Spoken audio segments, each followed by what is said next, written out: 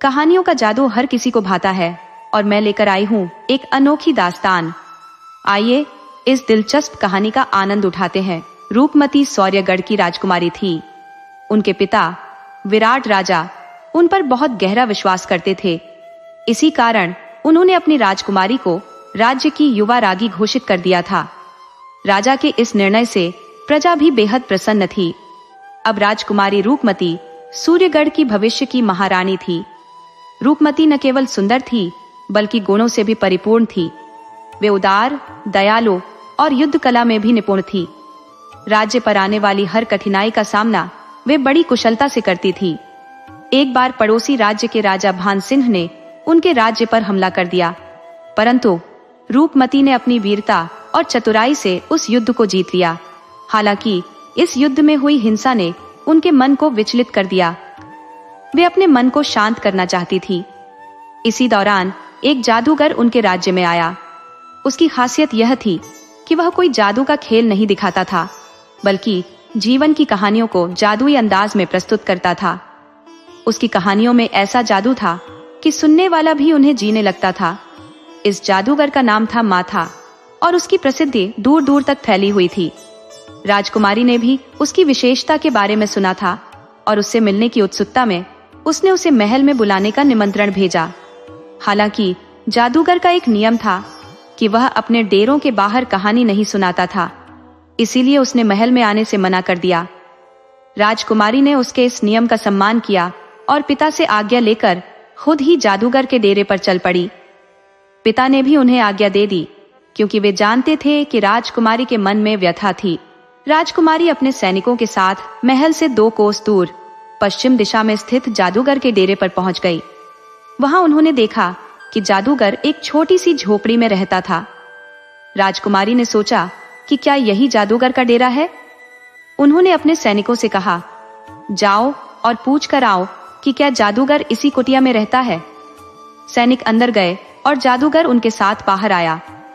जादूगर ने राजकुमारी का स्वागत किया और पूछा, क्या आप अपनी सेना के साथ कहानी सुनेंगी या अकेले? राजकुमारी ने उत्तर दिया, हम अकेले ही आपकी कहानी सुनना पसंद करेंगे। फिर राजकुमारी जादूगर की झोपड़ी के अंदर चली गई और जादूगर ने उन्हें एक फूस का बना हुआ आसन दिया। राजकुमारी बिना किसी संकोच के उस पर बैठ गई।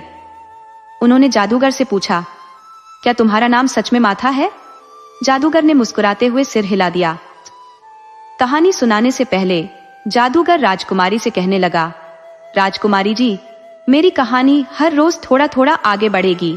जब तक कहानी चलेगी आपको मुझसे सच्चाई कहना होगा, इसलिए आपको मुझे वचन देना होगा। राजकुमारी ने मुस्कुराते हुए पूछा, क्या तुम भी मुझसे सच्चाई कहोगे?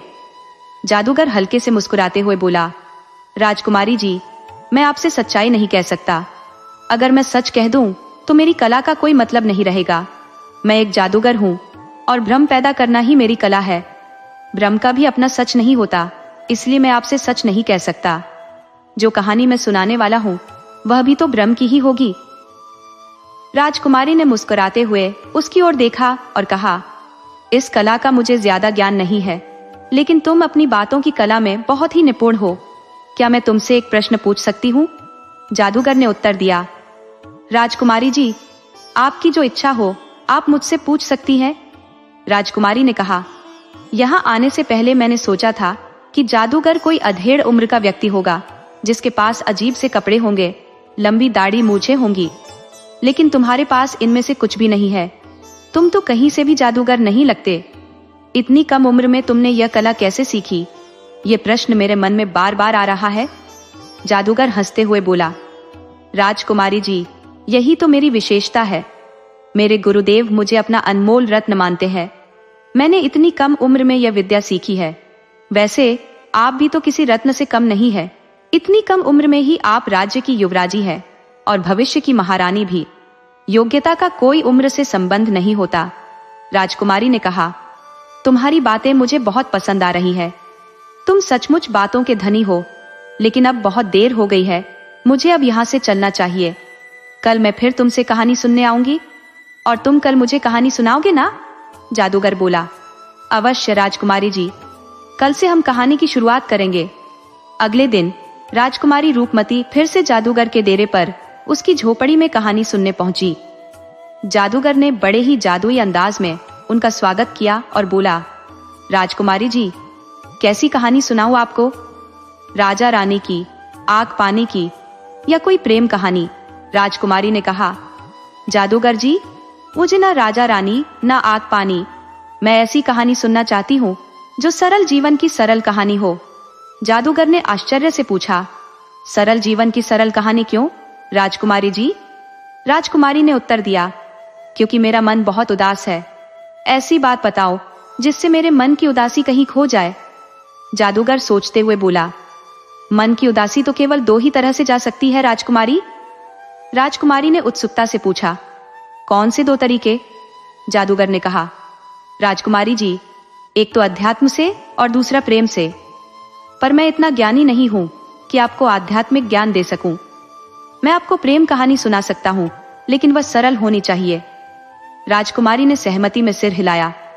मुझे कहानी में जटिलता पसंद नहीं है। जादूगर अपनी छड़ी लेकर आया और साथ में एक पुरानी किताब जो बहुत ही प्राचीन लग रही थी। राजकुमारी ने पूछा, क्या इस किताब में कहानी लिखी है? क्या तुम मुझे इसे पढ़कर सुनाने वाले हो? अगर ऐसा होता तो मैं अपने महल के पुस्तकालय में ही पढ़ लेती।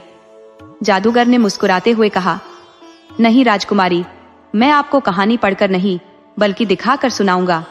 अब आप मेरे इस जादू के लिए तैयार रहे। राजकुमारी ने उत्सुकता से कहा, ठीक है, पर पात्रों का परिचय तो दो। जादूगर ने कहा, क्यों नहीं? सुनिए, यह कहानी एक गांव की लड़की अपूर्वा की है। राजकुमारी ने पूछा, क्या अपूर्वा बहुत सुंदर है? जादूगर ने जोर से हंसते हुए कहा, सुंदरता और गरीबी का आपस में क्या संबंध राजकुमारी जी? अगर वह सुंदर भी है तो गरीबी की आग उसे बुरी तरह झुलसा देती है। सुंदरता तो केवल अमीरों के लिए होती है।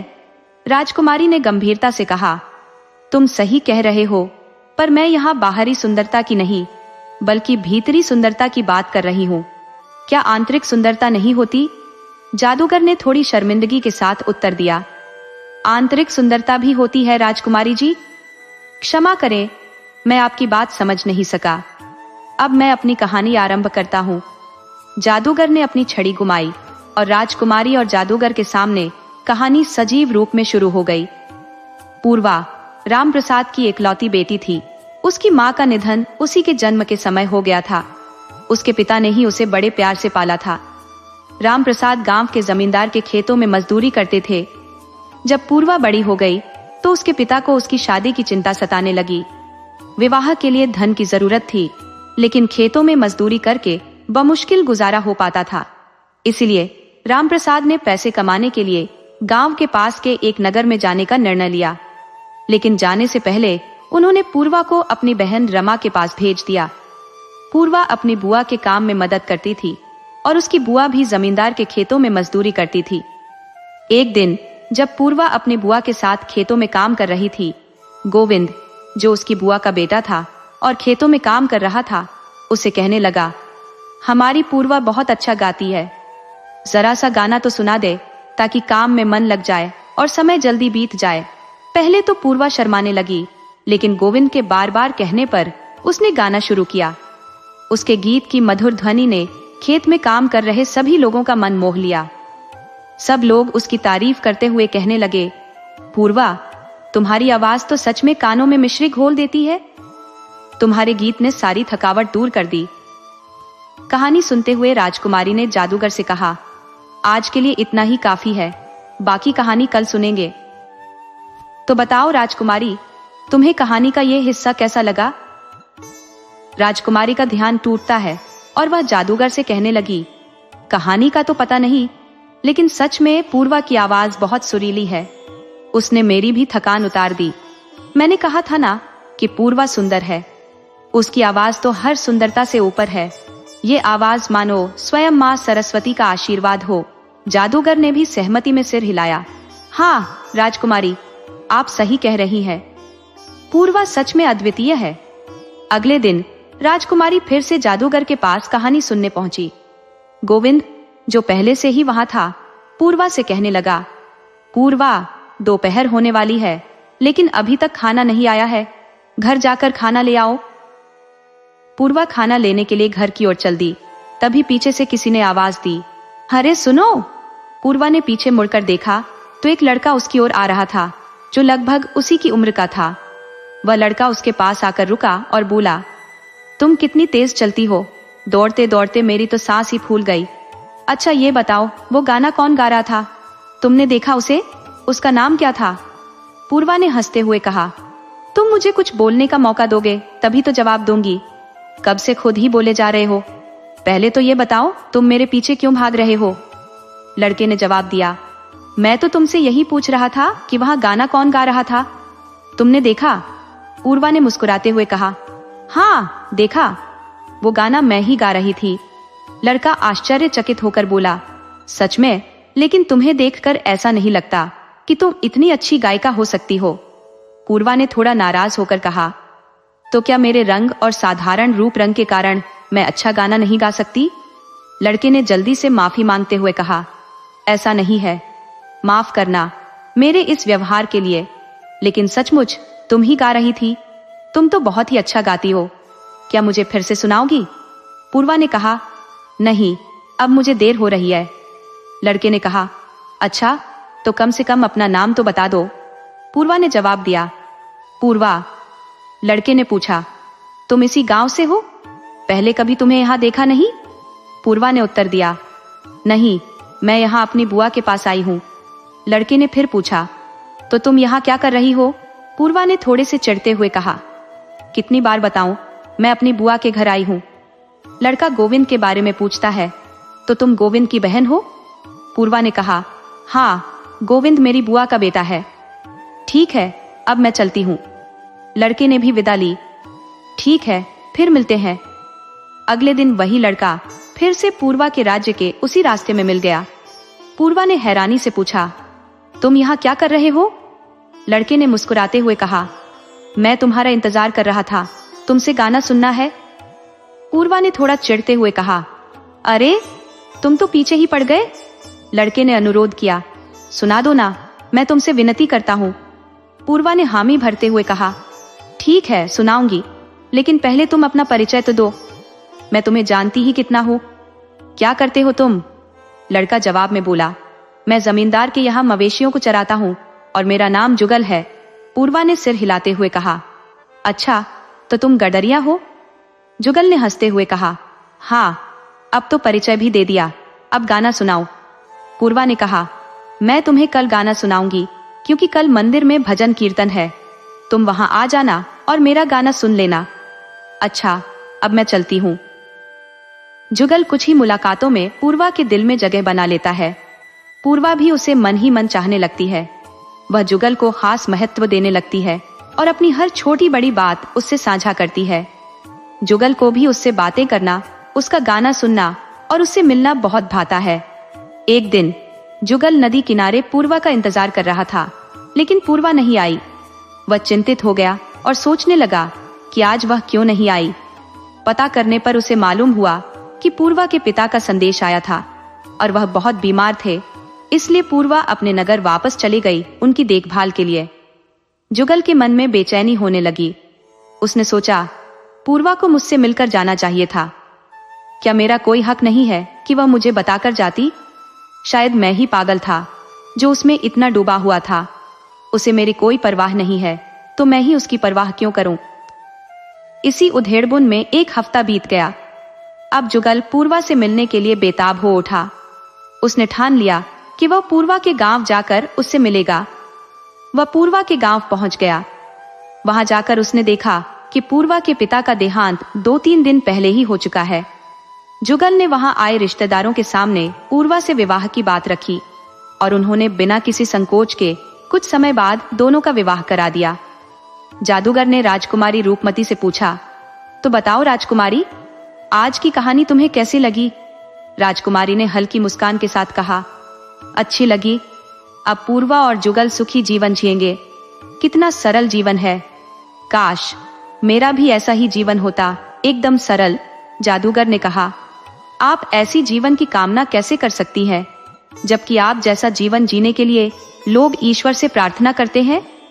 राजकुमारी ने गंभीरता से कहा, मेरा जीवन सिर्फ एक बाहरी दिखावा है।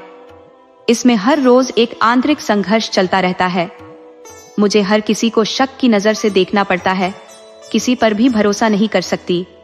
मित्र तो बहुत है मेरी जिंदगी में, परंतु सच्चा मित्र कोई नहीं। तो बोलो, क्या तुम मेरे जैसा जीवन जीना चाहोगे? फिर राजकुमारी ने सवाल किया। क्या कहानी समाप्त हो गई? जादूगर ने जवाब दिया। नहीं राजकुमारी। राजकुमारी ने फिर पूछा, तो अब क्या रह गया? जादूगर ने कहा, इस कहानी में प्रेम की परीक्षा बाकी है। जब तक परीक्षा ना हो तब तक ज्ञान भी पूर्ण नहीं माना जाता, तो प्रेम कैसे पूर्ण माना जाएगा? परीक्षा ही प्रेम को स्थिर बनाती है। राजकुमारी ने उत्सुकता से कहा, अच्छा तो आगे सुनाओ। जादूगर ने मुस्कुराते हुए कहा, नहीं, आगे कल सुनेंगे। अगले दिन राजकुमारी साधारण वस्त्रों में जादूगर के पास कहानी सुनने आई। उसे इस रूप में देखकर जादूगर चौंक गया और कहने लगा, राजकुमारी जी, आप इतने साधारण वस्त्रों में? राजकुमारी ने हंसते हुए कहा, हाँ, आज से मैं साधारण स्त्रियों की तरह ही तुमसे कहानी सुनने आऊंगी। जादूगर ने थोड़ी हैरानी के साथ कहा, आपने मेरा नाम लिया? राजकुमारी ने कहा, हाँ, अब मैं तुम्हें तुम्हारे नाम से ही पुकारूंगी। जादूगर ने मुस्कुराते हुए कहा, मुझे तो कोई ऐतराज नहीं है राजकुमारी जी। राजकुमारी ने कहा, जादूगर भीमा, अब तुम भी मुझे रूपमती के नाम से पुकारो, मुझे राजकुमारी जी मत बोला करो। जादूगर ने कहा, लेकिन मैं आपको राजकुमारी जी ही बुलाता रहूंगा। राजकुमारी ने कहा, नहीं, क्योंकि तुम्हें इतने दिनों तक परखने के बाद मैं तुम पर भरोसा कर सकती हूँ और मैं तुमसे मित्रता करना चाहती हूँ। क्या तुम मुझसे मित्रता करोगे? जादूगर ने खुशी से कहा, एक राजकुमारी से कौन है जो मित्रता नहीं करना चाहेगा? रूपमती ने मुस्कुराते हुए कहा, अच्छा चलो, अब आपने मित्र को आगे की कहानी सुनाओ, मैं भी तो देखूं कि कैसी परीक्षा होगी। जादूगर ने अपनी छड़ी घुमाई और कहानी फिर से जीवंत हो उठी। जुगल और पूर्वा अपनी जिंदगी सुकून के साथ गुजार रहे थे। धन का अभाव था, पर दिलों में सुकून बहुत था। एक दिन जुगल का बड़ा भाई माधव, जो उसी गांव में अपनी पत्नी के साथ रहता था, उससे मिलने आया। माधव ने जुगल से कहा, कब तक इस तरह जीवन गुजारोगे? चलो मेरे साथ नगर में, वहां काम की कमी नहीं है और अच्छा पैसा भी मिलेगा। वहां धनीराम सेठ है, जिनकी गौशाला है। उन्हें गायों की देखभाल के लिए एक इंसान की जरूरत है। तुम वहां काम करोगे तो अच्छा पैसा मिलेगा। माधव की बात मानकर जुगल और पूर्वा नगर आ गए। जुगल सेठ धनीराम के यहाँ गायों की देखभाल करने लगा और पूर्वा धनीराम के घर का काम करने लगी। एक दिन जब मंदिर में भजन कीर्तन हो रहे थे, तो सेठानी पूर्वा को अपने साथ ले गई। सेठानी ने पूर्वा से कहा, तुम भी कोई अच्छा सा भजन सुनाओ। पूर्वा ने भजन गाना शुरू किया तो वहां बैठे एक व्यक्ति ने पूर्वा से पूछा, बेटी, तुमने ये संगीत कहाँ से सीखा? पूर्वा ने उत्तर दिया, गरीब को सिखाने वाला कौन होता है? आपका ये सवाल मुझे ताना लगता है।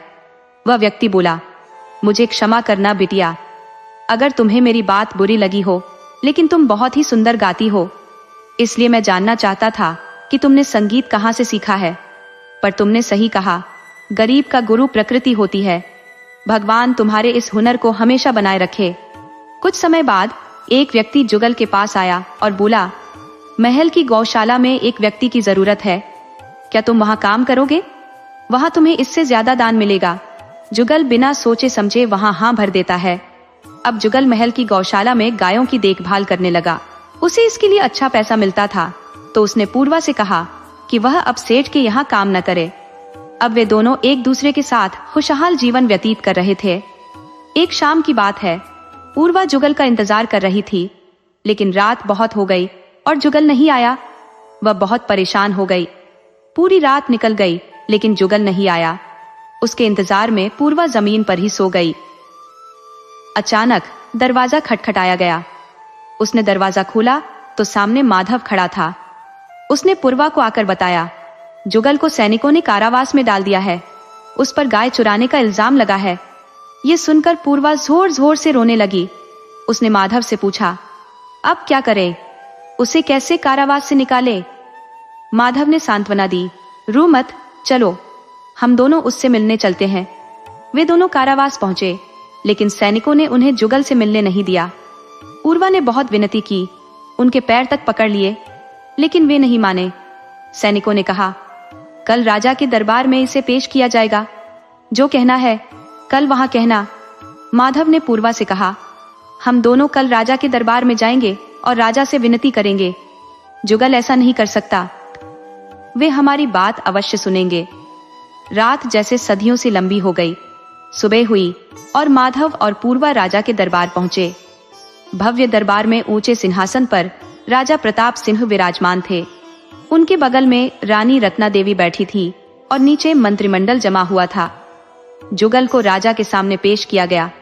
राजा ने सवाल किया, इसका क्या दोष है? सैनिकों ने जवाब दिया, महाराज, इसने हमारी गौशाला से गायें चुराई हैं। इतने में पूर्वा बोल उठी, यह झूठ है महाराज, मेरा पति ऐसा नहीं कर सकता। राजा ने पूर्वा से पूछा, तुम कौन हो? पूर्वा ने कहा, मैं इसकी पत्नी हूं महाराज, इसे फंसाया गया है। आपके सैनिकों को कोई भ्रम हुआ है? राजा ने सैनिकों से पूछा, कोई प्रमाण है कि चोरी इसी व्यक्ति ने की है? सैनिक ने कहा, महाराज, इसे कुछ लोगों ने चोरी करते हुए देखा है। राजा ने कहा, उन्हें पेश करो। सैनिक 3 गवाहों को हाजिर करते हैं। वे सभी जुगल के खिलाफ गवाही देते हैं और जुगल पर दोष सिद्ध हो जाता है। राजा जुगल को 200 स्वर्ण मुद्राओं का दंड सुनाता है। दंड सुनकर जुगल और पूर्वा पर मानो पहाड़ ही टूट पड़ा। दोनों का रो रो कर बुरा हाल हो गया। वे राजा से प्रार्थना करने लगे, हम इतना धन कहां से लाएंगे? उनकी बेबसी देखकर रानी रत्ना ने कहा, हमारी गाय हमें बेहद प्रिय थी, अब रोने से कुछ नहीं होगा, तुम अपना दंड स्वीकार करो। जुगल और पूर्वा गिड़गिड़ाने लगे, महारानी, आप तो दया करो। रानी ने ठंडी आवाज में कहा, ठीक है, अगर तुम इतनी गिनती करते हो तो मैं तुम्हें 2 विकल्प देती हूँ, या तो 200 स्वर्ण मुद्राएं दो या अपनी सबसे प्रिय वस्तु। जुगल और पूर्वा ने एक दूसरे को आश्चर्य से देखा, क्योंकि उनके लिए एक दूसरे से प्रिय कोई भी नहीं था। इतने में रानी रत्ना ने कहा, तुम्हारी पत्नी की आवाज बहुत मधुर है, क्या तुम उसकी आवाज हमें दे सकते हो? दोनों इस अजीब मांग को समझ नहीं पाए। तभी रानी ने अपने सैनिकों को संकेत दिया। कुछ ही देर में 2 सैनिक एक डंडे पर कुछ लटका कर लाए, जिससे धुआं निकल रहा था। जुगल और पूर्वा अब भी एक दूसरे को हैरानी से देख रहे थे। वह लोहे का बर्तन था जिसमें जलते हुए अंगारे थे। रानी रत्ना ने पूर्वा से कहा, अगर तुम अपने पति को दंड से मुक्त करना चाहती हो तो या तो हमें 200 स्वर्ण मुद्राएं दो या इन जलते हुए अंगारों को अपने मुंह में डालकर अपनी आवाज हमें दे दो। इतने में रूपमती गुस्से में बोल पड़ी, ये कैसा अमानवीय व्यवहार है? कोई किसी के साथ ऐसा कैसे कर सकता है? ये दंड तो किसी दोषी को भी नहीं दिया जा सकता, और पूर्वा तो निर्दोष है, कोई इतना निष्ठुर कैसे हो सकता है? भीमा ने कहा, राजकुमारी, हर कोई आपकी तरह नहीं होता, कुछ लोग तो अपनों को भी नहीं छोड़ते। ऐसे लोग एक पागल हाथी की तरह होते हैं, जो अपने रास्ते में जो भी आता है उसे कुचलते चले जाते हैं। ये लोग इंसान जैसे दिखते हैं, पर इनके कर्मों को देखकर मानवता भी शर्मसार हो जाती है। रूपमती ने पूछा, क्या तुम्हारे साथ भी कुछ ऐसा हुआ है? बताओ, मैं तुम्हारी मित्र हूँ। भीमा ने जवाब दिया, जाने दीजिए राजकुमारी, आप ये जानकर क्या करेंगी? रूपमती ने जोर दिया, नहीं, बताओ मुझे। भीमा ने कहा, पहले ये कहानी खत्म कर ले, फिर मेरी कहानी सुनिएगा। रूपमती ने हामी भरते हुए पूछा, तो बताओ, रानी रत्ना ने ऐसा क्यों किया? पूर्वा के साथ ऐसा बर्ताव क्यों किया? भीमा ने कहा, इसका उत्तर मैं आपको कल दूंगा, आप तब तक सोचिए कि ऐसा क्यों हुआ। राजकुमारी रूपमती संध्या के समय अपने कक्ष की खिड़की से बाहर देखते हुए सोच रही थी। तभी एक व्यक्ति पीछे से आकर बोला, क्या आप किसी उलझन में हैं? रूपमती का ध्यान टूटा। उसने पीछे मुड़कर देखा और कहा, भ्राताश्री। वे उनके चचेरे भाई थे, जो उनसे केवल 17 दिन बड़े थे, और उन पर रूपमती खुद से ज्यादा विश्वास करती थी। नकुलदेव ने कहा, हाँ प्यारी बहना, क्या बात है, कहाँ खोई हुई हो? रूपमती ने कहा, कहीं नहीं, बस कुछ समझने का प्रयास कर रही हूँ। नकुलदेव ने कहा, मुझे बताओ, शायद मैं तुम्हारी कुछ मदद कर सकूं। रूपमती ने जवाब दिया, आज भीमा ने कुछ अजीब बात कही, ऐसा लग रहा है जैसे वह मुझे कुछ बताना चाहता हो। नकुलदेव ने पूछा। भीमा, वह कौन है? रूपमती ने कहा। भीमा एक जादूगर है जिससे मैं कहानी सुनने जाती हूँ। नकुलदेव ने पूछा। अच्छा, क्या बात हुई? रूपमती ने सारी बात नकुलदेव को बता दी। सारी बात सुनकर नकुलदेव ने कहा, कोई भी व्यक्ति अपने मन की पीड़ा केवल अपने मित्र को ही बताता है, जो बिल्कुल उसके जैसा हो। एक राजसी ठाठ से सजी दजी राजकुमारी को वह अपनी पीड़ा क्यों बताएगा? उसके मन में यही डर होगा कि कहीं आप उसका मजाक ना उड़ा दे। रूपमती ने हामी भरते हुए कहा, तुम ठीक कह रहे हो। मैं कल बिना किसी शान शौकत के साधारण कपड़ों में उसके पास जाऊंगी और उससे कहानी सुनने के लिए कहूंगी। शायद तब वह मुझे अपनी मन की पीड़ा बता दे। वह अपने भाई का धन्यवाद करते हुए बोली, तुमने मेरी दुविधा दूर कर दी। रूपमती अगले दिन साधारण कपड़ों में बिना किसी तामझाम के जादूगर से कहानी सुनने के लिए अकेले चली जाती है। जादूगर ने उसका स्वागत किया। राजकुमारी सोचती है, पहले कहानी सुन लूं, फिर बातें करते करते इससे इसके मन की बात भी जान लूंगी। जादूगर कहानी शुरू करता है और कहता है, आज हम महारानी रत्ना की कहानी सुनेंगे। महारानी रत्ना महाराज प्रताप सिंह की 10वीं और सबसे छोटी पत्नी थी। महाराज उन्हें बेहद प्यार करते थे और उनकी हर मांग को पूरा करते थे। महारानी न सिर्फ सुंदर थी बल्कि बहुत ही घमंडी भी थी। उन्हें जो भी वस्तु पसंद आती उसे पाने की इच्छा रखती थी। महारानी महल में संगीत की शिक्षा ले रही थी और धीरे धीरे उन्होंने संगीत में महारत हासिल कर ली। अब उन्हें अपनी सुंदरता और मधुर आवाज पर भी घमंड हो गया था। एक दिन महाराज के सामने गाना गाकर जब उन्होंने अपने गुरु से पूछा, इस संसार में कोई मुझसे मधुर गा सकता है? तब गुरु ने जवाब दिया, महारानी, कुछ समय पहले तक तो मुझे ऐसा ही लगता था, लेकिन हाल ही में मैंने एक स्त्री को गाते हुए सुना है जो आपसे भी मधुर गाती है। उसका संगीत सुनकर ऐसा लगता है मानो माँ सरस्वती स्वयं उसके कंठ पर विराजमान हो। महारानी ने गुस्से से पूछा, उसका नाम क्या है? गुरु ने कहा, उसका नाम अपूर्वा है। मैंने उसे मंदिर में भजन गाते सुना है और मैं तो आनंद से रोमांचित हो गया। ये सुनकर महारानी का क्रोध 7वें आसमान पर पहुंच गया। राजकुमारी रूपमती बीच में ही बोल उठी, तो इसलिए महारानी रत्ना ने पूर्वा के खिलाफ यह षड्यंत्र रचा? भीमा ने उत्तर दिया, जी राजकुमारी। रूपमती ने कहा, भीमा, क्या तुम इस कहानी का अंत बदल सकते हो? मुझे इसका अंत अच्छा नहीं लगा। भीमा बोला, बिल्कुल बदल सकता हूँ, पर मुझे इसका यही अंत पसंद है। रूपमती ने नाराजगी जताते हुए कहा, लेकिन मुझे ये अंत पसंद नहीं है। भीमा ने कहा, मैं अंत नहीं बदलना चाहता, लेकिन अगर आप चाहती हैं तो आप खुद इस कहानी का अंत बदल सकती है। रूपमती ने चकित होकर पूछा, वो कैसे? भीमा ने अपनी जादुई छड़ी देते हुए कहा, ये लो मेरी छड़ी और इस कहानी का अंत बदल दो। जैसे ही रूपमती ने छड़ी पकड़ी, वहां रखी एक पुरानी किताब अचानक खुल गई और उसमें से तेज प्रकाश निकलने लगा। किताब ने रूपमती को अपने अंदर खींच लिया और वह गायब हो गई। किताब बंद हो गई और रूपमती उसमें कैद हो गई। भीमा ये सब देखकर परेशान हो गया।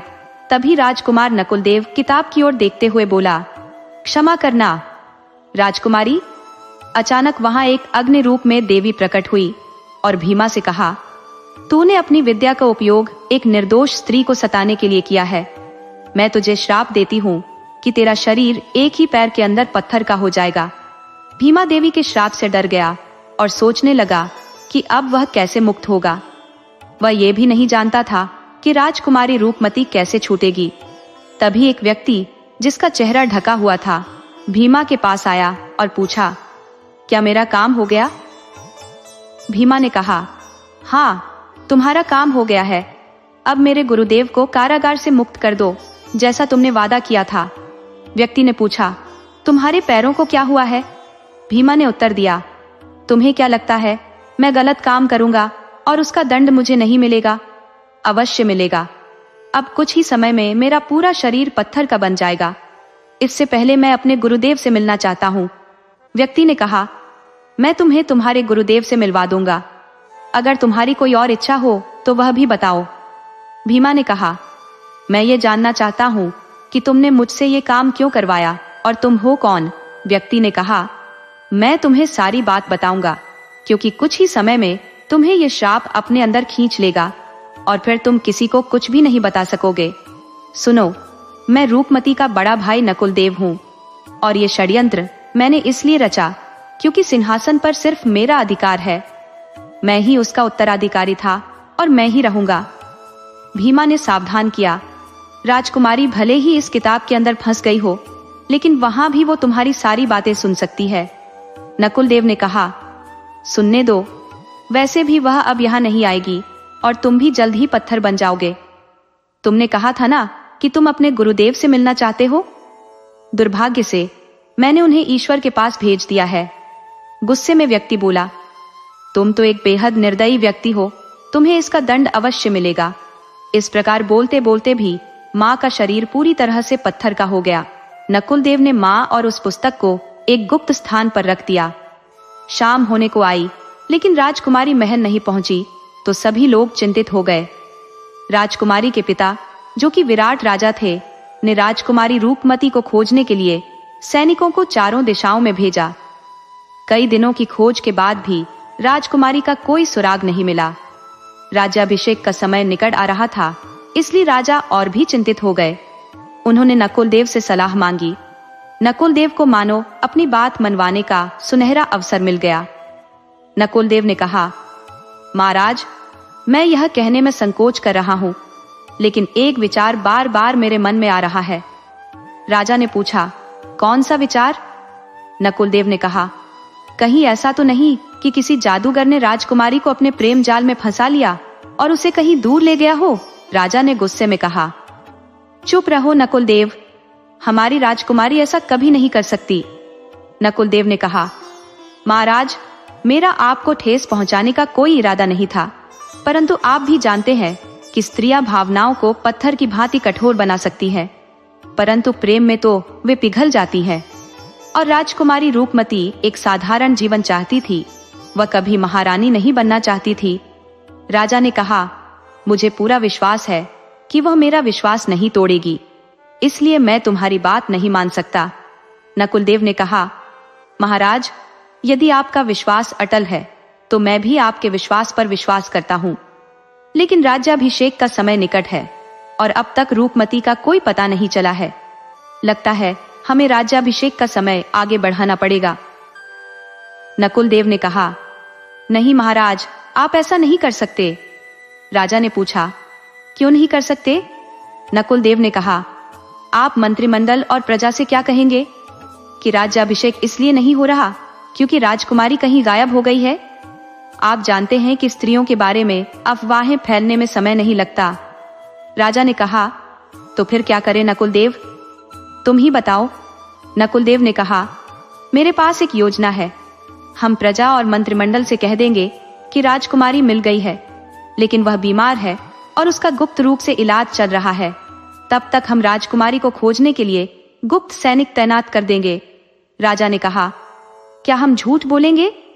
नकुलदेव ने कहा, नहीं महाराज, राज्य के सम्मान के लिए हमें यह करना ही पड़ेगा। राजा ने कुछ हिचकिचाते हुए कहा, अगर राजकुमारी राज्याभिषेक के समय तक नहीं मिली तो हम क्या करेंगे? नकुलदेव ने कहा, तब ईश्वर की इच्छा ही पूरी होगी। हमें किसी और को सिंहासन पर बिठाना होगा, परंतु पहले हम ईश्वर से प्रार्थना करेंगे कि राजकुमारी राज्याभिषेक के समय तक मिल जाए। नकुलदेव की योजना में राजा फंस चुके थे। वो जानते थे कि राजकुमारी किसी भी हालत में राज्याभिषेक के समय तक नहीं मिलेगी। राज्याभिषेक का दिन आ गया। राजा ने दोबारा नकुलदेव को बुलवाया और पूछा, अब क्या करें? राजकुमारी का तो कुछ पता नहीं चला। नकुलदेव ने कहा, महाराज, अब हमें यही करना होगा। हम प्रजा और मंत्रिमंडल से कह देंगे कि राजकुमारी अब हमारे बीच नहीं रही, उसकी मृत्यु हो गई है। राजा ने गुस्से में चिल्लाकर कहा, नकुलदेव, तुम जानते हो कि तुम क्या कह रहे हो? नकुलदेव ने शांतिपूर्वक कहा, महाराज, हमारे पास इसके अलावा और कोई विकल्प नहीं है। नकुलदेव की योजना सफल हुई और राजा को उसकी बात माननी पड़ी। उन्हें मजबूर होकर नकुलदेव का राज्याभिषेक करना पड़ा। 8 साल बीत चुके हैं। नकुलदेव खुशी खुशी राज्य चला रहा है। रास्ते की सबसे बड़ी रुकावट पहले ही हट चुकी थी। रूपमती को अब राज्य में कोई नहीं याद करता, सिवाय राजा के, जो अभी भी अपनी बेटी की खोज में लगे हुए थे। एक दिन एक दूत आया जो एक संदेश लेकर आया था। उस संदेश में लिखा था कि काली, जो लहू जनजाति का राजा है, उसने नकुलदेव को युद्ध की चुनौती दी है। इस सूचना के मिलते ही पूरे राज्य में खलबली मच गई। किसी को समझ नहीं आ रहा था कि क्या किया जाए। नकुलदेव ने मुख्यमंत्री और सोनीपत को चर्चा के लिए बुलाया। नकुलदेव ने कहा, आप दोनों जानते हैं कि मैंने आपको यहाँ क्यों बुलाया है ना? मुख्यमंत्री बोले, जी महाराज। नकुलदेव ने कहा, तो आप यह भी जानते होंगे कि उन्होंने हमें 15 दिन का समय दिया है। मुख्यमंत्री ने कहा, जी महाराज। नकुलदेव ने कहा, तो क्या हमें युद्ध की तैयारी करनी चाहिए? मुख्यमंत्री ने कहा, महाराज, आप जानते हैं कि उन्हें युद्ध में हराना लगभग नामुमकिन है।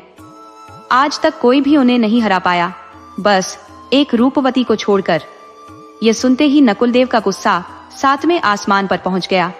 उन्होंने कहा, अगर रूपवती यह कर सकती है तो हम क्यों नहीं कर सकते? जाओ, युद्ध की तैयारी करो, हम जरूर जीतेंगे। मुख्यमंत्री ने कहा, लेकिन महाराज, उनके नाकाबिल हथियारों का क्या? नकुलदेव ने कहा, तुम उसकी चिंता मत करो, मैं इसका समाधान निकाल लूंगा। अब मुझे अकेला छोड़ दो। ऐसा लग रहा था जैसे नकुलदेव खुद को रूपमती से बेहतर साबित करना चाहते थे। वह दिखाना चाहते थे कि अगर वह यहाँ नहीं है तो भी राज्य बिना किसी बाधा के चल सकता है। जैसे जैसे समय निकट आ रहा था, नकुलदेव की चिंता बढ़ती जा रही थी। उन्हें समझ नहीं आ रहा था कि युद्ध कैसे जीता जाएगा। रोज की चिंता उनकी बेचैनी बढ़ा रही थी। मुख्यमंत्री की बातों ने उनकी चिंता और बढ़ा दी थी। सिर्फ एक ही उपाय था जो उन्हें रूपमती से बेहतर साबित कर सकता था। यह चिंता उन्हें उस जगह ले गई जहां उन्होंने वह जादुई पुस्तक छुपा रखी थी।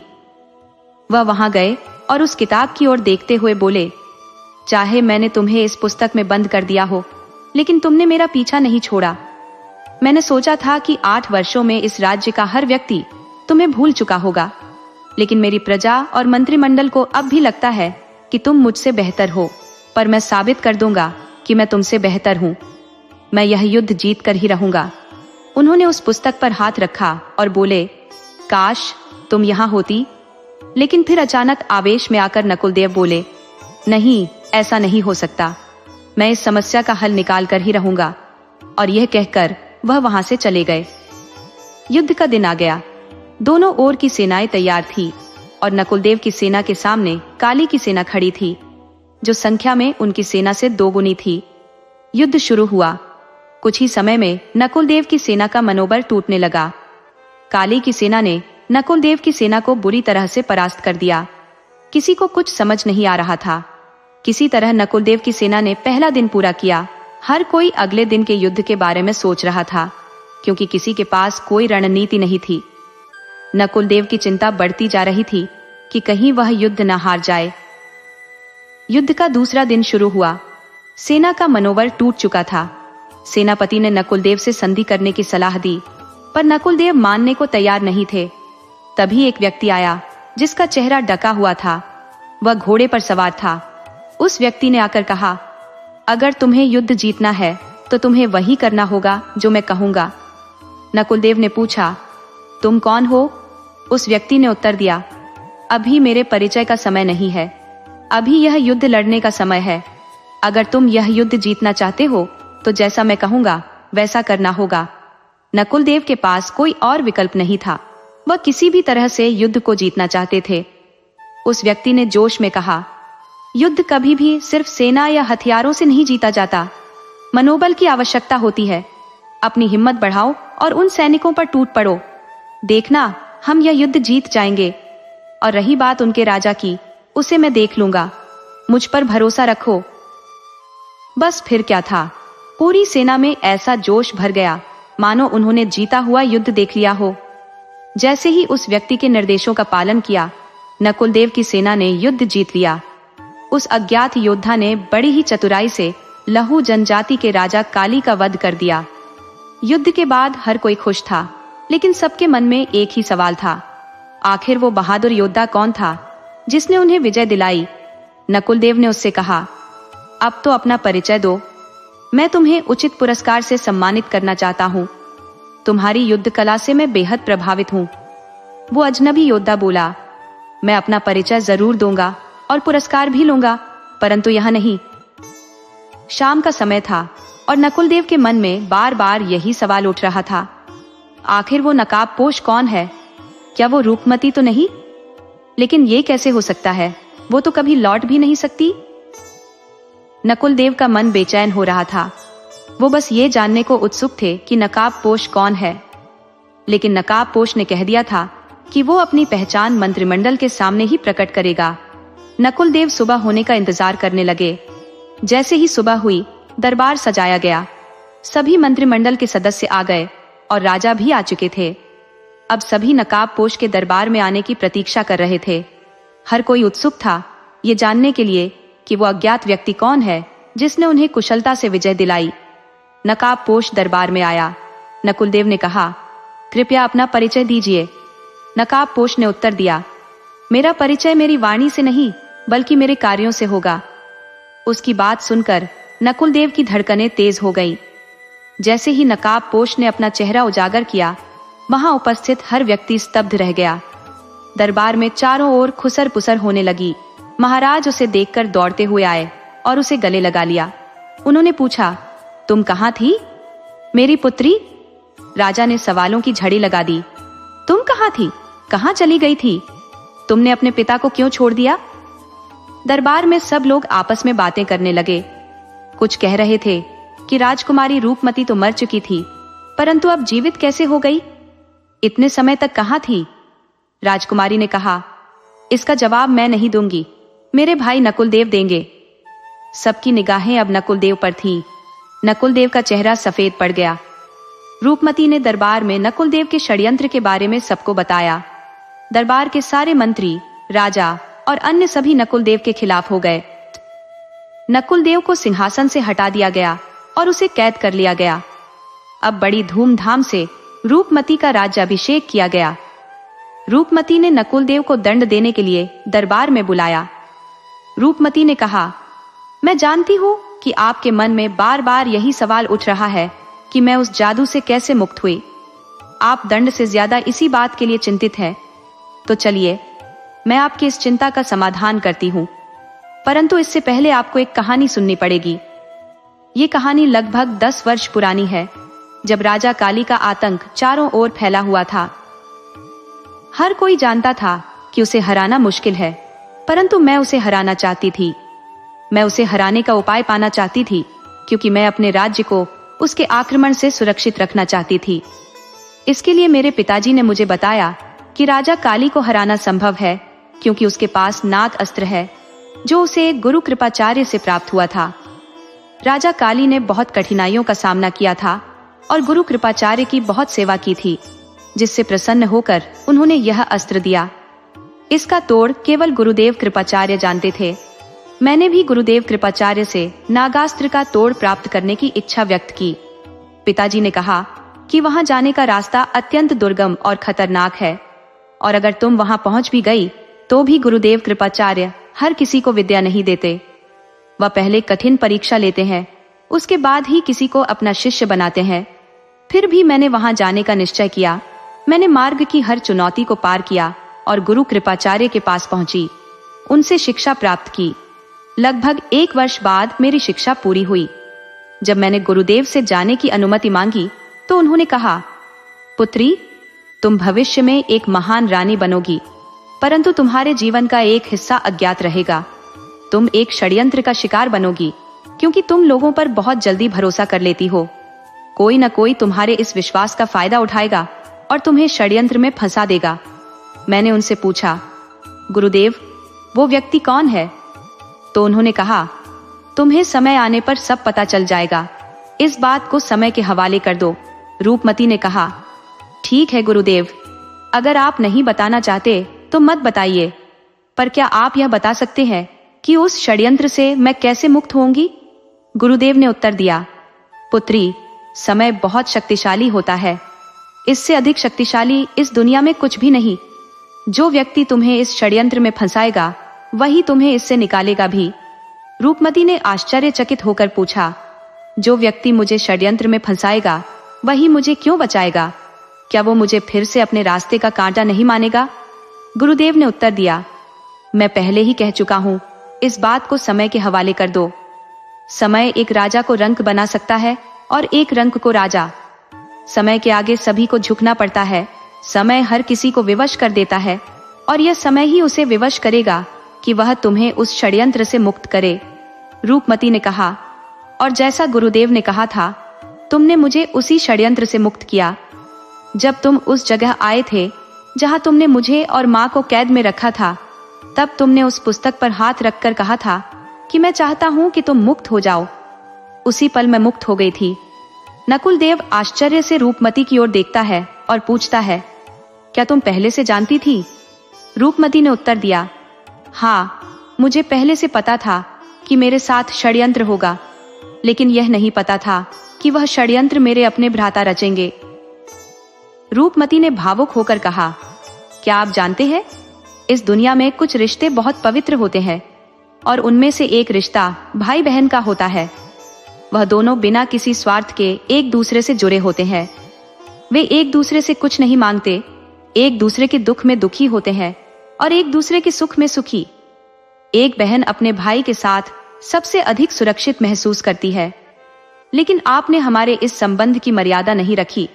आपने मुझे एक बहन नहीं माना, बल्कि एक प्रतिद्वंदी और शत्रु समझा। पर मैं आज भी आपको अपना भाई मानती हूँ, इस संबंध का सम्मान करती हूँ और आपको दंड नहीं दूंगी। मैं आपको क्षमा करती हूँ। रूपमती की इस बात को सुनकर दरबार में चारों ओर से विरोध की आवाजें उठने लगी। सबने कहा कि नकुल देव को मृत्यु दंड मिलना चाहिए, लेकिन रूपमती ने सबको मौन कराते हुए कहा, आपने अपनी बहन के साथ छल किया है, इसके लिए आपकी बहन ने आपको क्षमा कर दिया, परंतु आपके इस षड्यंत्र ने राज्य और वहां के लोगों को बहुत बड़े खतरे में डाल दिया, इसलिए मैं आपको दंड देती हूँ, मैं आपको देश निकाला देती हूँ। नकुल देव शर्मिंदा होकर वहां से चला जाता है। रूपमती अपने कक्ष में बैठकर दरबार में जो कुछ हुआ उसके बारे में सोचती है। राजा जानते हैं कि अब रूपमती का मन बहुत विचलित होगा, इसलिए वे उसके कक्ष में आकर उसे सांत्वना देते हैं। रूपमती अपने पिता के गले लगकर जोर जोर से रोने लगती है और कहती है, पिताजी, मुझे इस सिंहासन को पाकर क्या मिला? इस सिंहासन ने मेरे भाई को मेरा शत्रु बना दिया। मुझे न चाहते हुए भी उसे दंड देना पड़ा। राजा ने उसे समझाते हुए कहा, तुमने आज दरबार में कहा था कि समय बहुत बलवान होता है और वही समय तुम्हें इस सिंहासन के लिए चुनकर लाया है। नकुल देव ने सिंहासन हथिया लिया था, लेकिन फिर भी तुम यहाँ वापस आई। यह समय नहीं तय किया कि तुम्हें इस सिंहासन पर बैठना है। रूपमती ने कहा, मैं इस सिंहासन का क्या करूंगी? क्या मुझे अपने जीवन में हमेशा ऐसे ही त्याग करने होंगे? क्या मुझे अपनों के साथ ऐसे ही कठोरता बरतनी पड़ेगी? नहीं पिताश्री, मुझसे ऐसा नहीं होगा। राजा ने कहा, पहले तुम शांत हो जाओ और मेरी बात ध्यान से सुनो। यह जीवन है और जीवन कभी भी सरल नहीं होता। इस जीवन में कुछ पाने के लिए बहुत त्याग करने पड़ते हैं। जितना बड़ा हासिल होता है उतना ही बड़ा त्याग करना पड़ता है। जो त्याग करने से डरता है वह जीवन में कभी आगे नहीं बढ़ पाता। जीवन की चुनौतियों का सामना करना ही असली जीवन है। नकुल देव ने तुम्हारे साथ छल किया और उसे इसके लिए दंड मिलना ही था। यही संसार का और राजधर्म का नियम है। अब तुम विश्राम करो और उस बात को भुला दो। तुमने जो फैसला लिया वह सही था। मुझे तुम पर गर्व है। रूपमती को अपने पिता से बात करके शांति मिली। रूपमती राजा की कही बातों पर विचार करने लगी। तभी उसे जादूगर बीमा की याद आई, जो उस षड्यंत्र में फंस गया था। वह मन ही मन सोचने लगी, मुझे जादूगर बीमा को उस श्राप से मुक्त कराना ही होगा। उसकी कोई गलती नहीं थी, वो भी एक षड्यंत्र का शिकार बना था। अब मुझे उसे इस श्राप से बाहर निकालना ही चाहिए। रूपमती ने सैनिकों को आदेश दिया, जाओ और जहां भी जादूगर बीमा का पत्थर बना हुआ रूप है उसे महल में लेकर आओ और दरबार में रख दो। अगले दिन दरबार में सबके सामने रूपमती ने घोषणा की, जो भी जादूगर बीमा को इस श्राप से मुक्त करेगा उसे उचित इनाम दिया जाएगा। हालांकि इस घोषणा का कोई असर नहीं हुआ। दूर दूर से विद्वान और जादूगर बुलाए गए, लेकिन कोई भी जादूगर बीमा को उस श्राप से मुक्त नहीं कर सका। धीरे धीरे करके 6 महीने गुजर गए, लेकिन जादूगर बीमा अभी भी पत्थर के रूप में कैद था।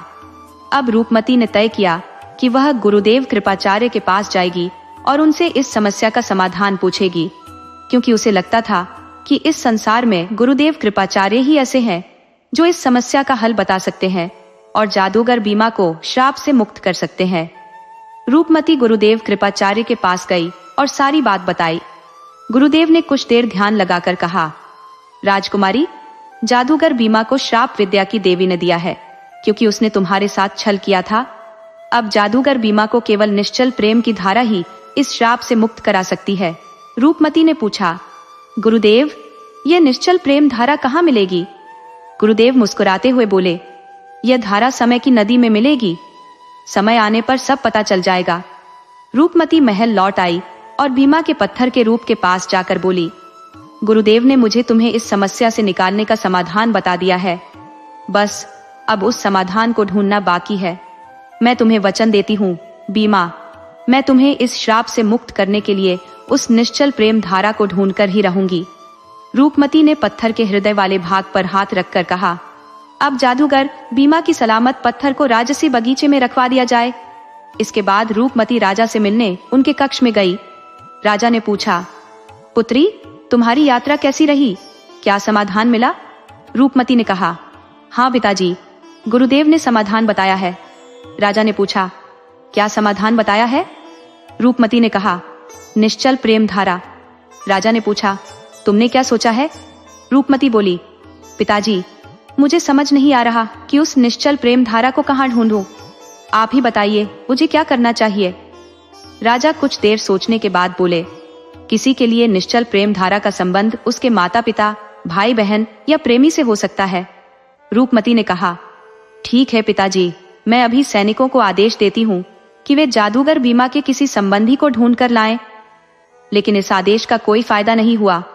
सैनिकों ने आकर बताया कि जादूगर बीमा का कोई भी संबंधी नहीं है, वह एक अनाथ था। ये सुनकर रूपमती पूरी तरह से निराश हो गई। उसे कुछ समझ नहीं आ रहा था, पर उसने बीमा से वचन दिया था और वह अपना वचन निभाकर ही रहेगी। धीरे धीरे समय बीतने लगा, लेकिन जादूगर बीमा को श्राप से निकालने का कोई समाधान नहीं मिला। दूसरी ओर रूपमती का मोह धीरे धीरे बीमा के प्रति बढ़ने लगा।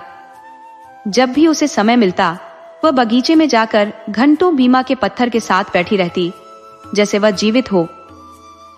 राजा को यह बात बिल्कुल भी पसंद नहीं आ रही थी। वे रूपमती को अधिक से अधिक राजकार्य में व्यस्त रखने की कोशिश करते, परंतु रूपमती फिर भी समय निकालकर बगीचे में जाकर बैठ जाती। राजा किसी भी तरह रूपमती का ध्यान बीमा से हटाना चाहते थे।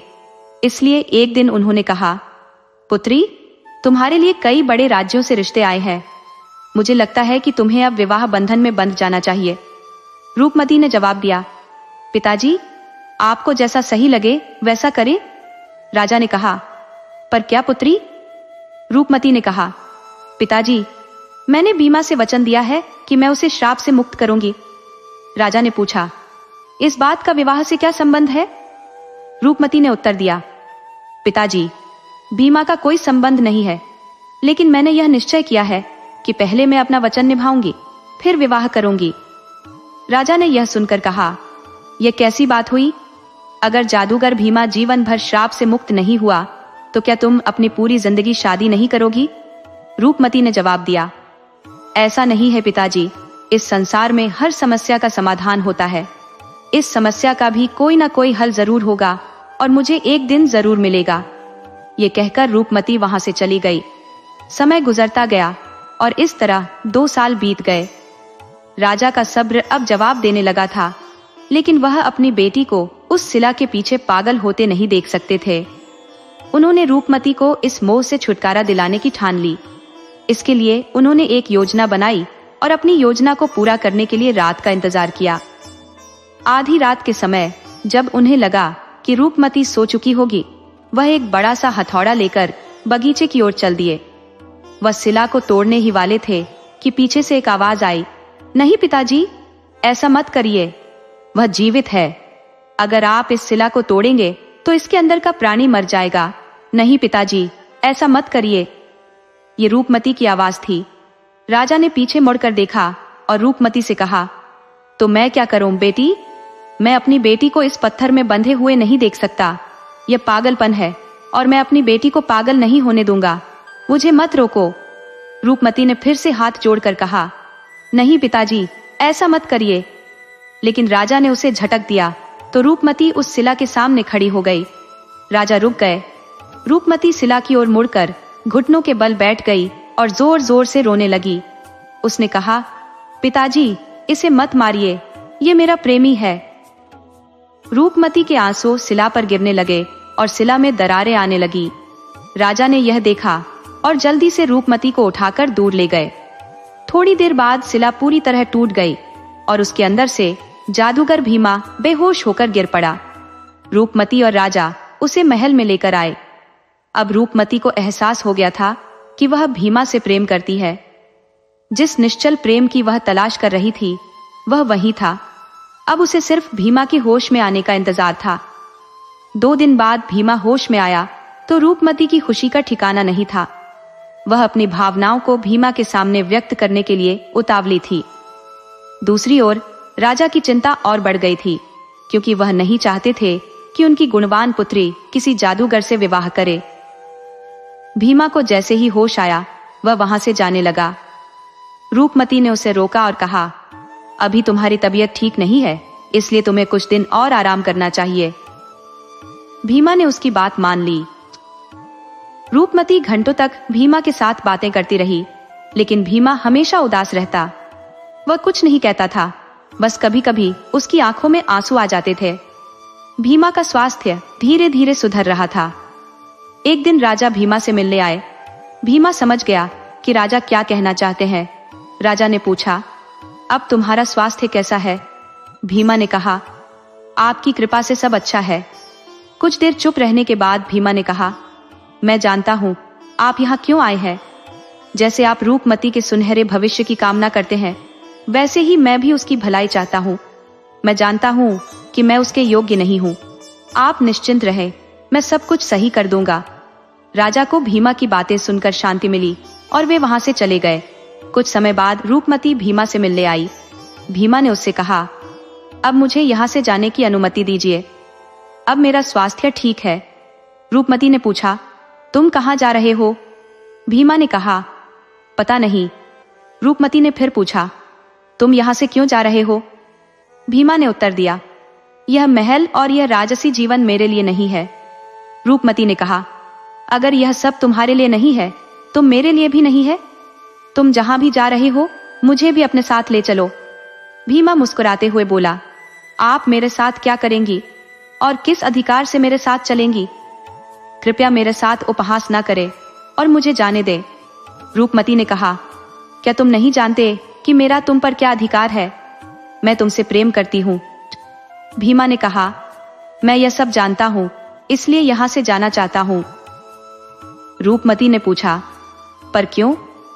क्या तुम्हारी नजर में मेरे प्रेम का कोई मूल्य नहीं है? भीमा ने जवाब दिया, मूल्य है, इसलिए तो मैं यहाँ से जा रहा हूँ, क्योंकि मैं जानता हूँ कि मैं आपके योग्य नहीं हूँ। ये आपकी महानता है कि आपने एक साधारण व्यक्ति को अपने हृदय में स्थान दिया। रूपमती ने कहा, ऐसा मत कहो भीमा, मेरे साथ रहो, तुम्हें सब समझ में आ जाएगा कि तुम्हारा मूल्य मेरे लिए कितना है। भीमा ने कहा, मैं आपकी आंखों में देख भी नहीं सकता, क्योंकि जब भी आपकी आंखों में देखता हूँ मुझे बस यही याद आता है कि मैंने कैसे आपके साथ छल किया था। रूपमती ने कहा, तुम स्वस्थ हो चुके हो और इसके लिए मैंने तुम्हें माफ कर दिया है। भीमा ने कहा, आपकी माफी बहुत बड़ी है राजकुमारी। आपने तो देवता तक को माफ कर दिया, लेकिन मेरा दिल अभी तक खुद को माफ नहीं कर पाया है। रूपमती ने कहा, उस बात को अब जाने दो, जो हमें अपने जीवन में आगे बढ़ना चाहिए। भीमा ने उत्तर दिया, उस बात को मैं कैसे भूल सकता हूँ रूपमती? मैंने उस स्त्री के साथ छल किया जिसने मुझे संसार की सबसे सुंदर भावना से देखा। यह कोई गलती नहीं बल्कि पाप है और मुझे इस पाप का प्रायश्चित करना होगा। इसके लिए मुझे यहाँ से जाना ही होगा। मुझे जाने दीजिए रूपमती। अगर मैं यहाँ और रहा तो मेरा जीवन भी शिला के जैसा हो जाएगा। ये कहकर भीमा वहां से जाने लगा। रूपमती ने उसका हाथ पकड़कर कहा, तुम मेरे ऋणी हो, तुम मेरे आंसुओं के ऋणी हो, तुम मेरे जीवन के सबसे सुंदर पल हैं। जो मैंने तुम्हारे प्रेम के लिए बहाए हैं। भीमा ने उत्तर दिया, मैं जानता हूँ रूपमती, और इसके लिए मैं जीवन भर तुम्हारा आभारी रहूंगा। रूपमती समझ चुकी थी कि भीमा अब नहीं रुकेगा। उसने आखिरकार पूछा, क्या तुम कभी लौट कर आओगे? भीमा ने जवाब दिया, नहीं, कभी नहीं। और यह कहकर वह चला गया। रूपमती वहीं धरती पर बैठकर रोने लगी और सोचने लगी, यह कौन सा माया जाल था जिसमें भीमा ने उसे फंसाया था, या यह माया जाल अब है जिसमें भीमा ने उसे फंसा दिया है? कौन सी कहानी सच्ची थी, यह वह समझ नहीं पा रही थी। भीमा वहां से चला गया और राजकुमारी भी अपने महल लौट आई। उसने अपने राज्य और प्रजा पर ध्यान देना शुरू कर दिया और आजीवन शादी न करने का फैसला किया। दोस्तों, अगर आपको हमारी कहानी पसंद आई हो तो कृपया हमारे चैनल को लाइक करें, सब्सक्राइब करें और शेयर करें।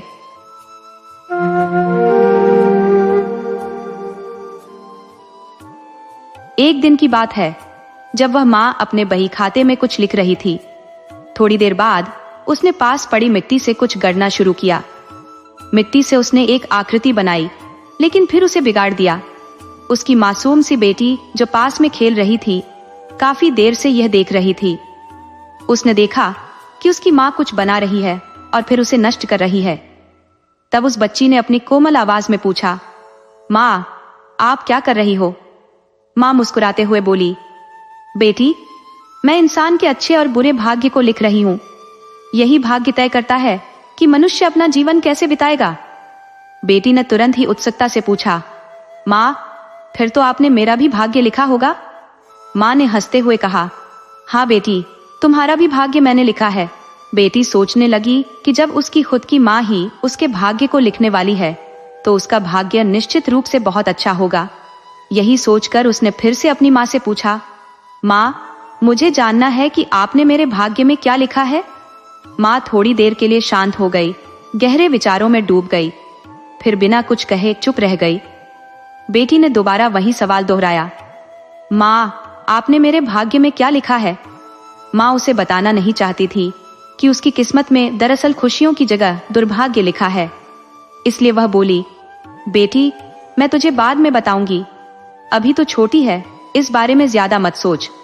जय माता ने सोचा कि अभी तो यह छोटी है, कुछ दिनों में सब भूल जाएगी, परंतु ऐसा नहीं हुआ। कुछ समय बीतने के बाद वही सवाल फिर से बेटी ने अपनी माँ से उत्साहित होकर पूछा, माँ, आपने मेरे भाग्य में क्या लिखा है? बार बार पूछने पर माँ ने कहा, बेटी, जब तुम 18 वर्ष की हो जाओगी तब तुम्हें बताऊंगी। बेटी ने जिद्दी होकर कहा, नहीं माँ, मुझे अभी बताओ। लेकिन माँ ने दृढ़ता से उत्तर दिया, जब तुम 18 वर्ष की हो जाओगी तभी बताऊंगी। बेटी ने मजबूरी में अपनी माँ की बात मानी, लेकिन अपने 18वें जन्मदिन का इंतजार करने लगी। माँ के मन में एक और विचार था, जब तक मेरी बेटी 18 वर्ष की होगी वह यह सब भूल जाएगी। समय धीरे धीरे बीतता गया और बेटी 18 वर्ष की हो गई। अब वह फिर से अपनी माँ के पास आई, उत्सुकता भरी आवाज में पूछते हुए, माँ, अब तो मुझे बता दीजिए कि आपने मेरे भाग्य में क्या लिखा है। अगर आज नहीं बताया तो मैं अन्न जल छोड़ दूंगी।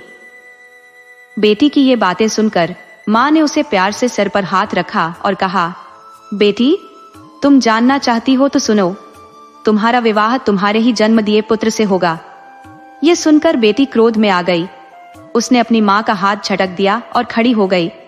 माँ, आप क्या कह रही हैं? कैसी माँ है आप? आपने मेरे भाग्य में ऐसा क्यों लिख दिया?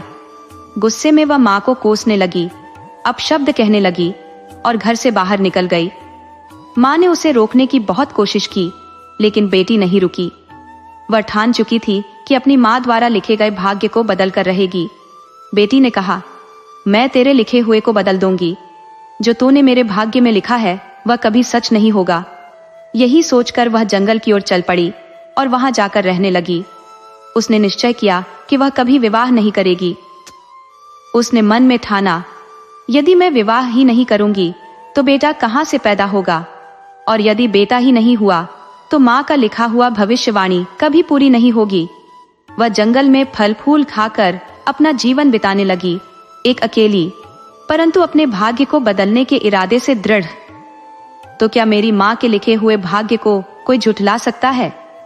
वह मन ही मन बड़बड़ाते हुए खुद से कहती, मैं किसी पुरुष की छाया तक अपने पास नहीं फटकने दूंगी, लेकिन भाग्य का लिखा कोई नहीं बदल सकता।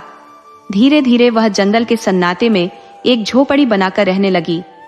किसी भी पुरुष का चेहरा तक देखने से वह इनकार कर देती थी। एक दिन दोपहर के सन्नाटे में एक साधु वहां आ पहुंचे। उन्होंने उसकी झोपड़ी का दरवाजा खटखटाया। भीतर से वह बोली, कौन है? साधु ने बाहर से विनम्र स्वर में कहा, बेटी, मैं एक साधु हूं। यह ग्रीष्म ऋतु की तपती दोपहर है। मैं दूर से आ रहा हूं, प्यास से व्याकुल हूं। यदि तुम मुझे थोड़ा पानी पिला दो तो बड़ी कृपा होगी। उसने थोड़ी देर सोचा और कहा, ठीक है, पर मैं अपना चेहरा नहीं दिखाऊंगी। आप अपनी आंखें बंद कर लीजिए, मैं पानी का घड़ा बाहर रख दूंगी। साधु ने सहमति में सिर हिलाया और अपनी आंखें बंद कर ली। उसने पानी का घड़ा बाहर रख दिया। पानी पीने के बाद साधु की प्यास बुझी और उसे बड़ी राहत मिली। तपती धूप में पानी पाकर वह साधु अति प्रसन्न हुआ। साधु, जो बड़े तपस्वी थे, मन ही मन बोले, इस बिटिया ने मेरी प्यास बुझाई है, इसका भला अवश्य होगा। साधु का हृदय आशीर्वाद देने को प्रेरित हुआ। उनके विचार इतने शक्तिशाली थे कि जो कुछ भी वह सोचते वही सत्य हो जाता था। उन्होंने मन ही मन उस स्त्री को पुत्रवती होने का आशीर्वाद दे दिया।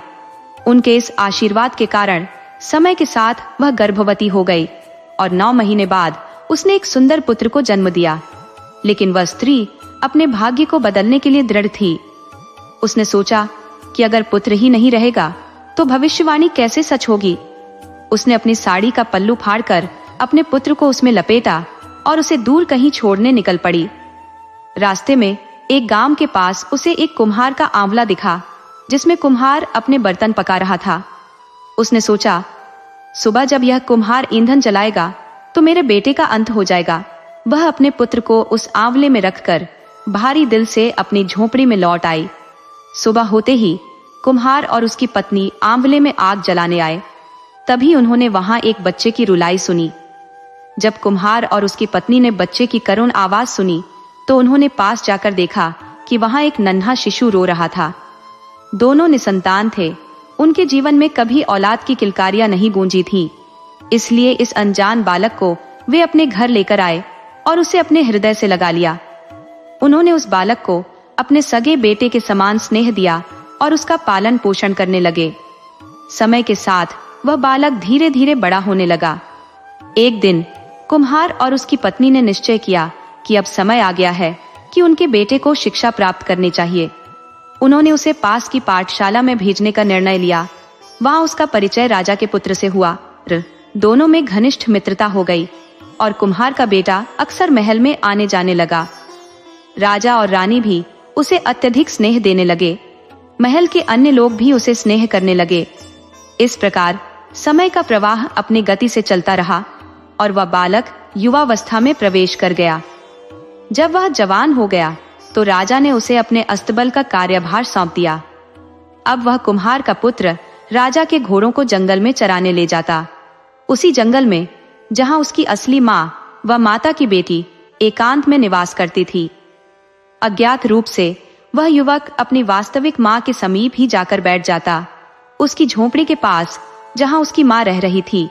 लेकिन उसे इस बात का आभास न था कि वह उसकी जननी है। जब बेमाता की बेटी ने घोड़ों की टापों की आवाज सुनी और बाहर देखा तो एक अति सुंदर युवक वहां बैठा हुआ था। वह प्रतिदिन उस युवक को देखने लगी और उसके आकर्षण से उसके हृदय में प्रेम का अंकुर फूट पड़ा। वह सोचने लगी, मेरा भाग्य तो ऐसा लिखा गया है कि मेरा पुत्र मुझसे बहुत दूर चला गया। अब तो वह इस दुनिया में भी शायद नहीं होगा। अब मुझे वह भय नहीं रहा और मैं अपने शेष जीवन को शांति और खुशी से व्यतीत कर सकती हूँ। एक दिन उसने उस युवक से पूछा, तुम्हारे माता पिता कौन है? तुम किस वंश के हो? युवक ने जवाब दिया, मैं कुम्हार का बेटा हूँ और राजा के अस्तबल में घोड़ों की देखभाल करता हूँ। यह सुनकर बेमाता की बेटी को संतोष हुआ कि ये युवक उसका खोया हुआ पुत्र नहीं हो सकता। समय बीतने के साथ दोनों एक दूसरे के प्रति आकर्षित हो गए और विवाह का निर्णय ले लिया। युवक ने जब अपने माता पिता से इस बारे में बताया तो उन्होंने भी इस रिश्ते को सहर्ष स्वीकार कर लिया। विवाह की सभी रस्में पूरी हुई और सुहाग की रात की रस्में चल रही थी। उसी दौरान बेमाता की बेटी ने हंसी मजाक में युवक से पूछा, तुम्हारी उम्र क्या है? युवक ने उत्तर दिया, मुझे नहीं पता कि मैं कितने वर्ष का हूं। बेमाता की बेटी ने कहा, तुम्हें नहीं पता, पर तुम्हारी मां को तो अवश्य पता होगा। जाओ, उनसे पूछ कर आओ। युवक अपनी मां के पास गया और उनसे अपनी उम्र पूछी। उसकी मां ने कहा, बेटा, मुझे भी ठीक ठीक याद नहीं, लेकिन शायद तुम अब करीब इतने वर्षों के हो गए हो। ये सुनकर बेमाता की बेटी को शंका हुई। उसने युवक की मां से कहा, आपको भी ठीक ठीक नहीं पता? क्या आप मुझे उस कपड़े का टुकड़ा दिखा सकती हैं जिसमें आपको वह बच्चा मिला था? कुम्हार की पत्नी ने वह कपड़ा अब तक संभाल कर रखा था। उसने वह कपड़ा बेमाता की बेटी को दिखाया। कपड़ा देखते ही बेमाता की बेटी के पैरों तले जमीन खिसक गई। उसे याद आया कि उसकी मां ने कहा था कि भाग्य के लिखे लेख को कोई बदल नहीं सकता। वह सचमुच अपने ही बेटे से विवाह कर चुकी थी। इस असहनीय शर्मिंदगी से बचने के लिए वह साड़ी का वह टुकड़ा लेकर दौड़ती हुई उस अलाव की ओर भागी जहां बर्तन पकाए जा रहे थे, और बिना सोचे समझे उसी आग में कूदकर अपने प्राण त्याग दिए। वह इस कड़वे सत्य के साथ जीवित नहीं रहना चाहती थी कि उसने अपने ही पुत्र से विवाह किया था और उसकी मां का लिखा हुआ भाग्य सच हो चुका था। दोस्तों, जो भाग्य में लिखा होता है उसे कोई मिटा नहीं सकता।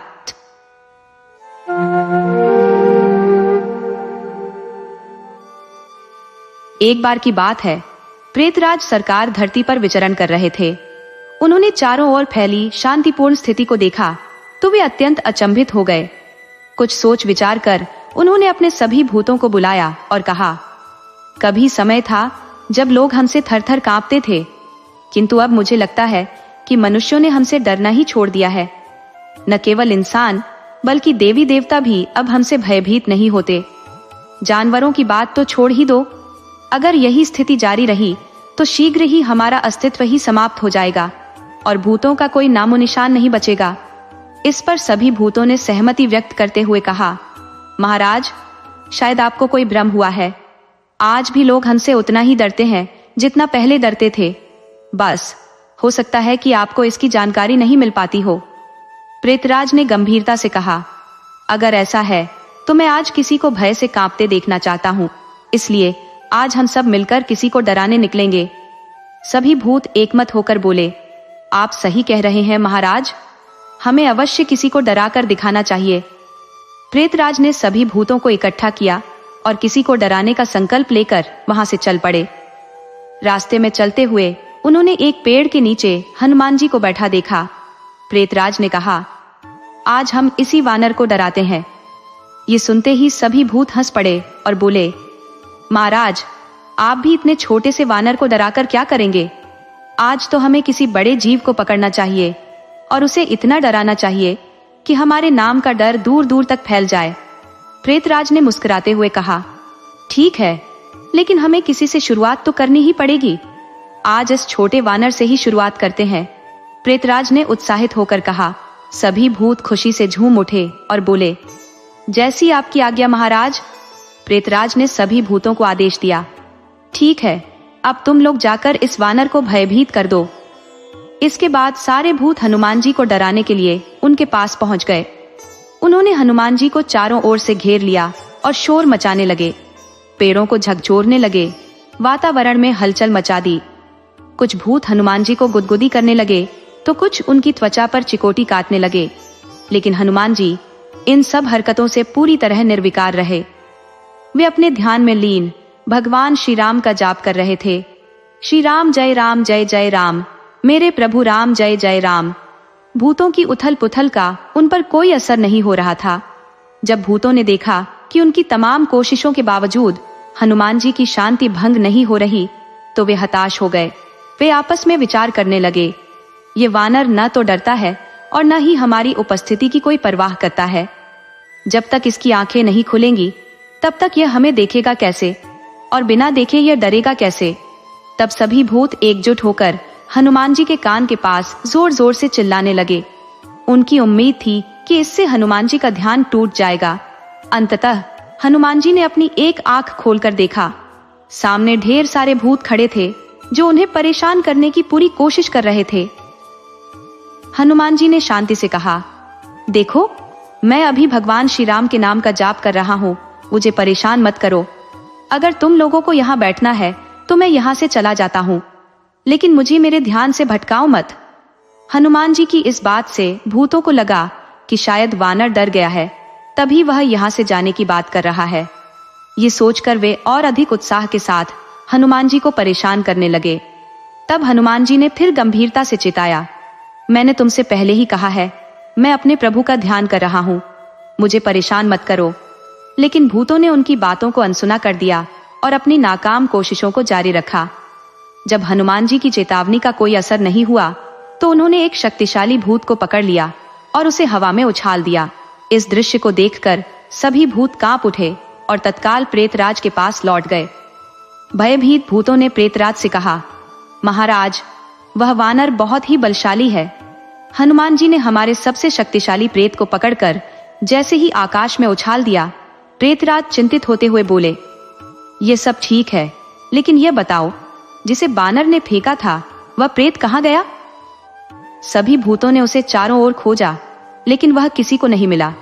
आखिरकार उन्होंने सोचा कि वह कहीं किसी वृक्ष की शाखा में उलझा होगा और बात को वहीं खत्म कर दी। थोड़ा साहस जुटाकर सभी भूत फिर से हनुमान जी के पास पहुंचे, इस बार उन्हें भयभीत करने के प्रयास में। लेकिन इस बार हनुमान जी की मुद्रा थोड़ी क्रोधित थी। उन्होंने गंभीरता से कहा, मैं अपने प्रभु का ध्यान कर रहा हूँ, मुझे परेशान न करो। यदि तुम कुछ करना ही चाहते हो तो मेरे साथ बैठकर भगवान श्री राम का नाम जाप करो, इससे तुम्हारा उद्धार हो जाएगा। परंतु हट्ठी भूत वहां से हटने का नाम नहीं ले रहे थे। हनुमान जी ने अंतिम चेतावनी देते हुए कहा, यह अंतिम बार कह रहा हूँ, यदि मैंने क्रोध किया तो उसकी पूरी जिम्मेदारी तुम्हारी होगी। तभी एक और ताकतवर भूत आगे बढ़ा और गर्व से बोला, अगर तुझे गुस्सा आएगा तो तू हमारा क्या कर लेगा? हनुमान जी हल्का मुस्कुराए और बोले, मैं क्या कर लूंगा, ये तो तुम पर निर्भर है। पहले ये बताओ, तुम क्या कर लोगे? भूत ने गर्व से कहा, मैं तेरी गर्दन एक पल में उखाड़ फेंक दूंगा। हनुमान जी ने हंसते हुए उत्तर दिया, अगर ऐसा कर सकते हो तो करके दिखाओ। जैसे ही भूत ने हनुमान जी की गर्दन को छूने की कोशिश की, उसका हाथ तुरंत जलने लगा। अब सभी भूत भयभीत होकर प्रेतराज के पास भागे और बोले, महाराज, हम तो इस दुनिया में देवताओं, मनुष्यों और जीव जंतुओं को डराने निकले थे, लेकिन यह बानर बहुत ही अद्भुत निकला। वह न केवल शक्तिशाली है बल्कि कोई जादूगर भी लगता है। हमारे सबसे बलशाली भूत का हाथ उसे छूते ही जल गया। प्रेतराज ने भूतों की बात सुनकर कहा, लगता है मुझे ही जाना पड़ेगा। ये सुनकर सभी भूत नाराज हुए और बोले, महाराज, हमारे होते हुए आपको जाने की क्या आवश्यकता है? आप हम पर भरोसा रखें, इस बार हम बड़ी संख्या में जाएंगे और उसे एक साथ घेर कर परास्त करेंगे। प्रेतराज ने कहा, ठीक है, जैसा तुम्हें ठीक लगे। इसके बाद डरे हुए भूत फिर से साहस बटोरकर हनुमान जी के सामने आए और उन्हें फिर परेशान करने लगे। हनुमान जी ने गंभीर होकर कहा, बहुत हो चुका, अगर तुम लोग अब नहीं माने तो तुम्हारा नामो निशान तक नहीं रहेगा, और फिर मत कहना कि मैंने चेताया नहीं था।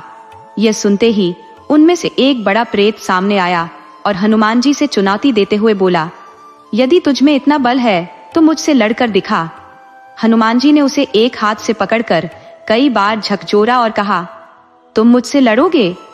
इतना कहते ही जब हनुमान जी ने उसका हाथ छोड़ा तो वह प्रेत दूर जा गिरा।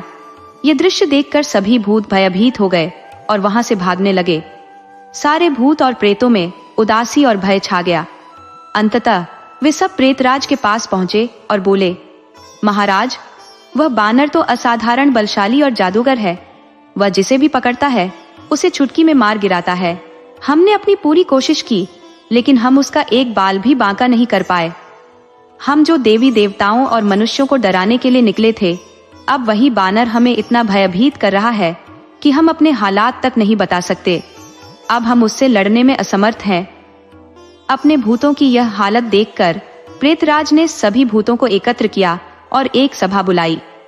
जब सभी भूत इकट्ठे हुए तो वे आपस में सोचने लगे, महाराज, अब क्या करने का आदेश देंगे? किसने हमें चुनौती दी है? कौन इतनी हिम्मत कर सकता है कि भूतों से टक्कर ले? प्रेतराज ने गंभीरता से कहा, वह बानर जो सामने दिखाई दे रहा है उसी को मारना है। ये सुनकर भूतों ने कहा, ठीक है, लेकिन उसकी सेना कहाँ है? प्रेतराज ने उत्तर दिया, उसकी कोई सेना नहीं है, बस उसे ही मारना है।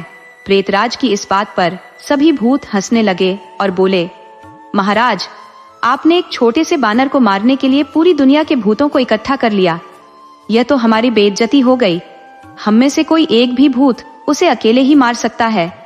प्रेतराज ने गंभीर होकर कहा, अगर मैं तुम्हें उसके कारनामे बताऊंगा तो तुम सबके होश उड़ जाएंगे, इसलिए मुझसे ज्यादा सवाल मत करो और अपने काम पर लग जाओ। इस बार हम सब मिलकर उस पर हमला करेंगे और उसे पटक पटक कर मार डालेंगे। अब लाखों की संख्या में भूत और प्रेत हनुमान जी पर हमला करने के लिए तैयार हो गए। भूत प्रेतों ने मांझी के पास आकर धमकी भरे स्वर में कहा, तुम जो यह राम नाम का जाप कर रहे हो, इसे अब और आगे नहीं कर पाओगे। आज के बाद तुम्हारा अस्तित्व हम पूरी तरह मिटा देंगे। हनुमान जी ने यह सुनकर हल्के से मुस्कुराते हुए कहा, क्या तुम जानते हो कि तुम किससे बात कर रहे हो? तुम मुझसे कह रहे हो कि मैं अपने प्रभु श्री राम का नाम लेना छोड़ दूं? भूतों ने गर्व से कहा, हाँ बिल्कुल, अब तुम्हारा यह कार्य नहीं चलेगा। हनुमान जी ने धैर्यपूर्वक कहा, अच्छा ठीक है, जैसी तुम्हारी मर्जी।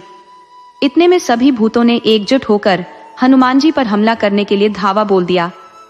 उनके एकत्र होने से धरती कांपने लगी और चारों ओर धूल का गुब्बार छा गया, किंतु हनुमान जी ने अपनी पूंछ को लंबा किया और सभी भूतों को उसी में बांध लिया। इसके बाद उन्होंने उन सभी को धरती पर पटकना शुरू किया और फिर अपने विराट रूप में आकर उनके ऊपर बैठ गए। उनका यह विराट रूप देखकर भूतों में हाहाकार मच गया। अब सभी भूत प्रेत पीड़ा से कराहने लगे, उनकी हड्डियां चटखने लगी। वे दर्द से बिलबिला उठे और हनुमान जी से गिड़गिड़ाने लगे, हे वानर, हमें माफ कर दो, हमें जाने दो, हम फिर कभी तुम्हारे पास नहीं आएंगे। बस थोड़ा सा खिसक जाओ ताकि हम सांस तो ले सके। हालांकि हनुमान जी ने स्पष्ट रूप से कहा, नहीं, तुम्हें तुम्हारी करने का फल मिलना ही चाहिए। अब सिर्फ मेरे प्रभु श्री राम ही तुम्हें बचा सकते हैं, अन्यथा कोई तुम्हारी सहायता नहीं कर सकता। और जब तक मेरे प्रभु का आदेश नहीं आता, मैं तुम्हारे ऊपर ऐसे ही बैठा रहूंगा। कुछ देर बाद भगवान श्री राम स्वयं प्रकट हुए और उन्होंने पूछा, हनुमान, ये सब क्या हो रहा है? तुमने इन भूतों को क्यों दबा रखा है? हनुमान जी ने निवेदन किया, प्रभु, जब कोई बार बार तंग करता है तो उसे सबक सिखाना जरूरी हो जाता है। ये भूत मेरी साधना में बार बार विघ्न डाल रहे थे, इसलिए मैंने इन्हें ऐसा दंड दिया। श्री राम मुस्कुराए और बोले, हाँ हनुमान, कभी कभी हमें जवाब देना पड़ता है, लेकिन अब इन्हें छोड़ दो। हनुमान जी ने पूरी घटना का विवरण भगवान श्री राम को सुनाया और अंत में श्री राम ने सभी भूतों को क्षमा कर दिया। हनुमान जी की बातें सुनकर प्रभु श्री राम के चेहरे पर एक मंद मुस्कान फैल गई। उन्होंने कहा, हनुमान, अब इन भूत प्रेतों को अच्छा सबक मिल चुका है। ये अब दोबारा तुम्हारे पास नहीं आएंगे, इसलिए अब इन्हें मुक्त कर दो। हनुमान जी ने उत्सुकता पूर्वक पूछा, प्रभु आप ही बताइए, मैं इन्हें कहाँ छोड़ दूं? पृथ्वी के ऊपर या पृथ्वी के नीचे? श्री राम जी ने शांत स्वर में उत्तर दिया, इन्हें यहीं छोड़ दो। अब यह तुम्हें या किसी को कोई नुकसान नहीं पहुंचाएंगे। हनुमान जी ने थोड़ी चिंता के साथ कहा, प्रभु यह ठीक है, पर आधे भूतों को तो मैं आसमान में फेंक दूं। इस पर श्री राम जी हंस पड़े और बोले, हनुमान, तुम मेरी बात मानते हो, है ना? हनुमान जी ने उत्तर दिया, प्रभु ये कोई सवाल पूछने की बात है क्या? आपकी आज्ञा तो सर्वोपरि है। श्री राम जी ने हनुमान जी का हाथ पकड़कर कहा, तो फिर इन्हें छोड़ दो। इतना कहते ही श्री राम जी के स्पर्श से हनुमान जी भूतों के ऊपर से उठ गए। जैसे ही हनुमान जी ने उन्हें छोड़ा, सभी भूत प्रेत भयभीत होकर दूर जा खड़े हुए और बोले, हनुमान जी, आज के बाद हम कभी आपके पास नहीं आएंगे। जहां आपका नाम भी लिया जाएगा वहां भी हम कदम नहीं रखेंगे। हनुमान जी ने गंभीर स्वर में कहा, सिर्फ मेरे नाम से काम नहीं चलेगा। जहां मेरे प्रभु श्री राम का नाम लिया जाएगा वहां भी तुम नहीं आओगे। सभी भूत प्रेत एक स्वर में बोले, जी हाँ बिल्कुल, जहां भी प्रभु श्री राम या उनके परम भक्त हनुमान का नाम लिया जाएगा वहां हम कभी नहीं आएंगे। और तभी से यह मान्यता बनी कि जहां भी श्री राम या हनुमान जी का नाम लिया जाता है वहां भूत प्रेत कभी भी प्रवेश नहीं कर सकते। इसीलिए कहा जाता है, भूत पिशाच निकट नहीं आवे, महावीर जब नाम सुनावे।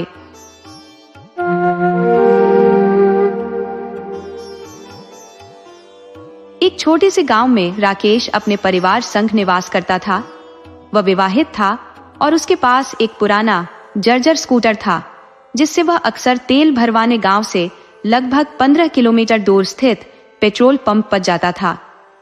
यह जून जुलाई के बीच का समय था, जब गर्मी अपने चरम पर थी और दोपहरी की जलती धूप हर चीज को भेद रही थी।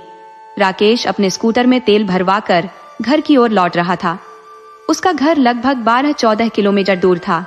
रास्ते में 2 छोटे गांव पड़ते थे और एक गहरा नाला, जिसे लोग 9 गहरा नाला कहते थे। इस नाले के दोनों ओर घने जंगल फैले हुए थे और पुल के समीप आते ही राकेश अचानक ठिठक गया। उसकी निगाह एक आकर्षक जवान महिला पर पड़ी, जो पुल के ऊपर खड़ी थी। उस महिला के पास एक बड़ी टोकरी थी, जिसमें साग सब्जी भरी हुई थी।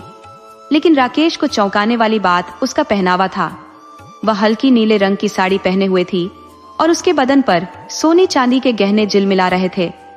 उसका ऐसा ओढ़ावा देखकर वह किसी सब्जी बेचने वाली महिला जैसी बिल्कुल नहीं लग रही थी। जैसे ही राकेश उसके करीब पहुंचा, उसका स्कूटर अचानक बंद हो गया। उसके होठों पर एक धीमी रहस्यमयी मुस्कान खिल उठी। उसकी हंसी सुनकर राकेश के भीतर एक हल्की सी सिहरन दौड़ गई। वह उससे लगभग 5-6 फुट की दूरी पर था और अपने स्कूटर को फिर से चालू करने की कोशिश करने लगा। लेकिन उसे अपनी पीठ पर उस महिला की तीक्ष्ण निगाहें महसूस हो रही थी, मानो उसकी हर हरकत पर नजर रख रही हो। वह स्त्री बोली, कहाँ जाने का इरादा है बाबू? उसकी स्थिति थोड़ी दूर पर थी, पर उसकी आवाज बेहद दूर से आती प्रतीत हो रही थी। मैंने कहा, मैं ऑफ लेसर जाऊंगा। वह बोली, अच्छा, मुझे मीना बाजार जाना है। अगर हो सके तो मुझे बाजार तक छोड़ देना, क्योंकि उस ओर की सभी बसें जा चुकी हैं। अब मैं क्या करूंगी? यहाँ अकेली खड़ी हूँ। राकेश हंसने लगा। सोचने लगा कि यह पुराना सा स्कूटर उसे ही नहीं खींच पा रहा, तो फिर 2 लोगों को कैसे ले जाएगा? ऊपर से उसकी बड़ी सी टोकरी देखकर वह मौन हो गया। तभी वह स्त्री फिर बोली, अगर कोशिश करोगे तो ये हो जाएगा। मुझे बाजार छोड़ दो। क्यों इतना सोच रहे हो? राकेश ने उससे पूछा, तुम कौन से गांव से हो? तो वह बोली, मेरा घर यही है। उसने अपने हाथ से दाईं ओर इशारा किया। पुल से लगभग 150 फुट नीचे एक नाले के पास पक्का मकान था, जिसकी सीढ़ियां नाले के पानी को छू रही थी। राकेश को याद आया कि पिछले रविवार को जब वह पेट्रोल पंप पर आया था, तब यहाँ कोई मकान नहीं था। सिर्फ 5-6 दिनों में इतना बड़ा मकान कैसे बन गया, और वह भी इतनी भीड़ वाली जगह पर? ये कैसे मुमकिन हो सकता है? राकेश गहरे विचारों में डूबा ही था कि वह औरत फिर से बोली, क्या सोचने लगे बाबू? अब वह राकेश के बहुत पास खड़ी थी। राकेश कुछ कहने ही वाला था कि अचानक वह औरत तेज चीख पड़ी। राकेश ने पलटकर देखा। वह गुस्से से भरी उसकी स्कूटर को घूर रही थी और अपने दाएं हाथ पर मुंह से फूंक मार रही थी, मानो उसका हाथ किसी गर्म चीज से जल गया हो। राकेश ने हनुमान जी का नाम लिया और अपने स्कूटर को किक मारी। वह स्टार्ट हो गया। औरत थोड़ी और पीछे हट गई। राकेश ने पूछा, क्या हुआ? वह औरत बोली, तुम्हारी गाड़ी में तो कांटे लगे हैं, मैं इसमें नहीं बैठ सकती, तुम जाओ। उसकी निगाहें अजीब तरह से राकेश को घूर रही थी। राकेश ने सीट पर हाथ फेरकर उसे साफ किया। उस पर कोई कांटे नहीं थे, लेकिन उस औरत के अजीबोगरीब व्यवहार ने राकेश को उलझन में डाल दिया। उसे समझ नहीं आ रहा था कि आखिर ये सब क्या हो रहा है। उसने अंततः उस औरत को वहीं छोड़ दिया और आगे बढ़ गया। हल्का सा डर भी उसके मन में बस गया था। राकेश सोच में पड़ गया। वो औरत कौन थी? और नाले के पास वो बड़ा मकान इतनी जल्दी कैसे बन गया? सवालों के बीच घिरा हुआ उसने इन विचारों को झटक दिया। मुझे इससे क्या लेना देना? राकेश ने सोचा। अगर यह घटना रात में हुई होती तो शायद राकेश को लगने लगता कि वह औरत कोई भूत प्रेत थी, लेकिन दिन के समय यह विचार उसके मन में नहीं आया। वह बिना किसी मुश्किल के अपने घर पहुंच गया। राकेश के घर के ठीक सामने एक छोटा सा हनुमान जी का मंदिर था, जहां वह रोज सुबह और शाम दीप जलाता था और मंगलवार को चोला चढ़ाता था। उसकी यह आदत बन चुकी थी। हमेशा घर से निकलते वक्त वह हनुमान जी को प्रणाम जरूर करता था। घर पहुंचते ही उसे फिर वही औरत दिखाई दी। इस बार वह एक ट्रक के ऊपर बैठी थी जिसमें बहुत सारा सामान भरा हुआ था। उसकी टोकरी सिर पर थी। राकेश की नजरें उससे मिलते ही वह हल्के से मुस्कुराई और यह देख राकेश के पूरे शरीर में एक सिहरन सी दौड़ गई। उसकी मुस्कान इतनी रहस्यमयी थी कि वह बेहोशी किसी हालत में आ गया। उस औरत से यह उसकी तीसरी मुलाकात थी। उस दिन बाजार में भी उसने उसे देखा था। वह बाजार के बीच एक पेड़ के नीचे सब्जियों की बड़ी दुकान लगाकर बैठी थी। उसकी दुकान बड़ी व्यवस्थित थी, जिसमें ढेर सारी सब्जियां करीने से सजी हुई थी। इतनी सब्जियां एक साधारण टोकरी में आना असंभव था। राकेश ने यह अनुमान लगाया कि अधिकतर दूर दराज के दुकानदार गांव के लोगों से माल खरीदते हैं और फिर अधिक मात्रा में खरीदा हुआ सामान सस्ते दामों में बेच देते हैं। इससे गांव के लोग उस माल को खरीदकर मुनाफे के साथ पुनः बेचने का कार्य करते हैं। राकेश सोचने लगा कि शायद यह औरत भी इसी प्रकार का काम करती होगी। वह औरत राकेश को पहचान चुकी थी और उसने हल्की सी मुस्कान के साथ उसे अभिवादन किया। सिर हिलाकर उसने राकेश को पास आने का संकेत दिया। राकेश मन ही मन सोचने लगा कि उसकी आंखों में जो आकर्षण था वह किसी भी सामान्य व्यक्ति को घायल करने के लिए पर्याप्त था। इसमें कोई अतिशयोक्ति नहीं थी कि वह अपनी खूबसूरती से किसी को भी सम्मोहित कर सकती थी। उसकी मोहिनी छवि राकेश को भीतर तक प्रभावित कर रही थी, लेकिन एक अनजानी शक्ति राकेश को उसके करीब जाने से रोक रही थी। राकेश के मन में उलझन थी कि क्या वह इस औरत से सब्जियां खरीदे या नहीं। तभी अचानक एक जोरदार शोर बाजार में गूंजा। दो सांड जो सब्जियों के ढेर में मुंह मारने की कोशिश कर रहे थे, आपस में लड़ने लगे। उनकी जोर आजमाइश ने बाजार के सभी ग्राहकों और दुकानदारों को रास्ते से हटा दिया। लोग छाते और लाठियों से उन्हें भगाने का प्रयास कर रहे थे। राकेश का ध्यान फिर से उस सब्जी वाली औरत की ओर गया। वह अब भी शांत भाव से अपनी जगह पर बैठी थी, मानो उसके आसपास के हालात का उस पर कोई असर ही न हो। उसने न तो खुद को बचाने का प्रयास किया और न ही अपनी दुकान को। जब दोनों सांड उसकी दुकान के पास पहुंचे तो अचानक उन्होंने लड़ना बंद कर दिया और आपस में एक दूसरे को देखते हुए इधर उधर चले गए। बाजार में एक बार फिर से शांति छा गई और लोग राहत की सांस लेने लगे। यह देखकर राकेश हैरान था कि उस मनमोहक स्त्री की दुकान पर कोई ग्राहक नहीं ठहर रहा था, जबकि आसपास की दुकानों पर ग्राहकों की भीड़ लगी हुई थी। क्या यह उसकी दुकान थी जो सिर्फ राकेश को दिखाई दे रही थी? लेकिन ऐसा कैसे संभव हो सकता है? राकेश सोचने लगा कि इसी से सब्जियां खरीद लेता हूँ। यहाँ कोई भीड़ नहीं है और सब्जियां ताजा भी दिख रही है। वह उसकी दुकान की ओर बढ़ा ही था कि तभी किसी ने उसे पुकारा। राकेश ने पीछे मुड़कर देखा तो एक साधु बाबा खड़े थे। उनके घने सफेद बाल और मूंछें थी, सिर पर जटाएं थी और माथे पर वैष्णव तिलक लगा हुआ था। उनके कंधे पर राम नाम का दुपट्टा और हाथ में एक कमंडल था, जबकि दूसरे हाथ में एक मोटी लकड़ी पकड़ी हुई थी। राकेश ने उन्हें देखते ही तुरंत प्रणाम किया। साधु बाबा ने कहा, बच्चा, तेरा कल्याण हो। राम जी तेरी और तेरे परिवार की रक्षा करेंगे। बेटा, बहुत दिनों से आम खाने की इच्छा है, क्या तू मुझे कुछ आम दिला देगा? बाबा की इन बातों ने राकेश के मन में उस रहस्यमयी औरत की छवि को फिर से जगा दिया। उसने जवाब दिया, ठीक है बाबा, और बाबा को मेन रोड पर स्थित एक फल की दुकान पर ले गया। राकेश ने 1 किलो आम तुड़वाए और बाबा जी को दे दिए। बाबा ने एक आम वापस करते हुए कहा, लो बच्चा, ये प्रसाद है, इसे खाओ। राकेश ने श्रद्धा से उस आम को अपने माथे से लगाया और फिर थैले में रख लिया। बाबा ने आशीर्वाद देकर आम लेकर वहां से विदा ली। इसके बाद जब राकेश ने बाजार में खरीदारी शुरू की तो उसके मन में बार बार उस रहस्यमयी औरत का ख्याल आ रहा था। वह उसी पेड़ के पास गया जहां उसने उस औरत की दुकान देखी थी, लेकिन इस बार न तो वह औरत थी और न ही उसकी दुकान। 10-12 मिनट के भीतर ही सारा सामान बिक गया था और वह औरत वहां से जा चुकी थी। यह देखकर राकेश आश्चर्य में पड़ गया कि बिना किसी ग्राहक या भीड़ के वह अपना सारा सामान बेचकर कैसे चली गई। राकेश ने साधु बाबा वाली घटना अपनी पत्नी को बताई, परंतु रहस्यमयी औरत की बात उसने छिपा ली। उसे लगा यदि उसने यह बात बताई तो उसकी पत्नी शक कर सकती है। और बेवजह घर में कलह बढ़ेगा। उसकी पत्नी ने आम देखकर कहा, आपने सही किया। शाम के समय राकेश मंदिर गया और दीपक जलाया। हनुमान जी के सामने एक पका हुआ कलमी आम रखा हुआ था, जिसे किसी भक्त ने चढ़ाया था। उस दिन राकेश ने आम का प्रसाद बांटा और स्वयं भी ग्रहण किया। पूरा सप्ताह बीत गया और उस औरत की कोई खबर नहीं मिली।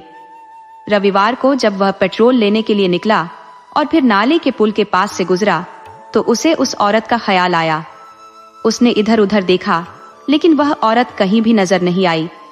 जब वह वापस लौट रहा था, तब उसने देखा कि वह औरत उसी मकान के दरवाजे पर खड़ी थी जिसे उसने देखा था। राकेश चाहकर भी उस पुल पर रुक गया।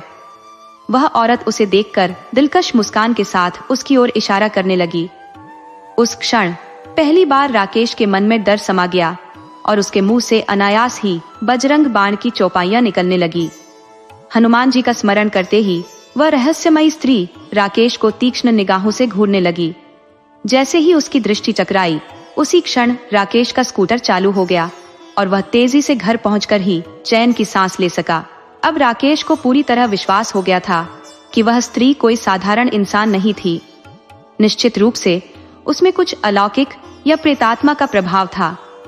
राकेश ने सोचा कि अब इस बात को अपनी पत्नी से साझा करना सही होगा। घर पहुंचते ही उसने पूरे घटनाक्रम का वर्णन अपनी पत्नी को कर दिया। उसकी पत्नी ने सुनकर सहजता से कहा, आपको वह किसी बहन जैसी कोई होगी। हमारे घर के सामने हनुमान जी स्वयं विराजमान है, तो कोई भी भूत प्रेत इधर फटकने की हिम्मत नहीं कर सकता। अगर कोई आने की कोशिश भी करेगा तो हनुमान जी उससे निपट लेंगे। राकेश को लगा कि उसकी समस्या का हल मिल गया है। हनुमान जी की उपस्थिति का ख्याल आते ही उसका सारा भय जैसे जाता रहा। लेकिन उसी रात एक और विचित्र घटना घटी। रात के लगभग आधे पहर के समय राकेश की नींद अचानक खुल गई। उन दिनों गांवों में शौचालय का अभाव था। चाहे जितनी भी रात हो या मौसम जैसा भी हो, घर से बाहर ही जाना पड़ता था। राकेश के मकान के ठीक सामने हनुमान जी का मंदिर था। दाईं ओर एक छोटी सी बस्ती थी और बाईं ओर 2-4 खेत। उन खेतों के बाद जंगल शुरू हो जाता था। राकेश ने एकाएक देखा कि पहले और दूसरे खेत की मेड़ पर वही रहस्यमयी स्त्री खड़ी थी, जो उसकी ओर टकटकी लगाए देख रही थी। उस दिन अमावस्या की अंधेरी रात थी, लेकिन फिर भी राकेश ने उसे पहचान लिया। वह वही औरत थी जो पिछले 1 सप्ताह से कहीं दिखाई नहीं दे रही थी। राकेश की नजरें उस अनजान स्त्री से टकराई और उसने अपने बाहें फैला दी, जैसे वह उसे एक अनकहा आमंत्रण दे रही हो। सम्मोहित होकर राकेश उसकी ओर बढ़ने लगा। तभी अचानक उसकी पत्नी ने उसे पीछे खींच लिया। उसकी पत्नी, जो काफी देर से लालटेन लेकर उसकी प्रतीक्षा कर रही थी, परेशान हो गई थी और उसे खोजने बाहर आई थी। उसने राकेश का हाथ पकड़ते हुए पूछा, तुम कहाँ जा रहे हो? राकेश ने उत्सुकता से कहा, उस औरत को देखो, वह मुझे बुला रही है। उसकी पत्नी ने चौंक कर इधर उधर देखा और कहा, कहाँ है वो? राकेश ने खेत की मेड़ की ओर इशारा करते हुए कहा, वह वहीं है, मुझे बुला रही है। तुम यहीं रुको, मैं जाकर देखता हूँ उसे, मुझसे क्या चाहिए? उसकी पत्नी ने उसे मजबूती से पकड़ते हुए कहा, नहीं, बिल्कुल नहीं, वह औरत नहीं है। राकेश ने भ्रमित होकर पूछा, तो कौन है? उसकी पत्नी ने चिंतित स्वर में कहा, चलो घर के अंदर बताती हूँ, और उसे खींचकर घर के अंदर ले गई। कुछ देर बाद राकेश होश में आया और उसकी पत्नी ने उसे समझाया कि वह जिसे औरत समझ रहा था, वह वास्तव में एक प्रेत था जो उसे भ्रमित कर रहा था। रात भर दोनों पति पत्नी जागते रहे, चिंतित और भयभीत। सुबह होते ही उन्होंने हनुमान जी के सामने दीप जलाया और उन्हें अपनी व्यथा सुनाई। राकेश ने हनुमान चालीसा और बजरंग बाण का पाठ किया और हनुमान जी की कृपा से उसका मन शांत हुआ। उस दिन शुक्ल पक्ष की द्वितीया थी और राकेश ने हनुमान जी को चोला चढ़ाया, उनके भोग लगाया और प्रेत बाधा से मुक्ति की प्रार्थना की। हनुमान जी की कृपा से उस औरत का साया कभी दोबारा राकेश के सामने नहीं आया और न ही उसका घर उसे फिर कभी दिखा। ये घटना अब बस एक धुंधला सपना बनकर रह गई थी, जिसे वह अपने गांव वालों और बच्चों को बड़े चाव से सुनाया करता था। दोस्तों, अगर आपको हमारी यह कहानी पसंद आई हो तो कृपया हमारे चैनल को लाइक करें, सब्सक्राइब करें और शेयर करें।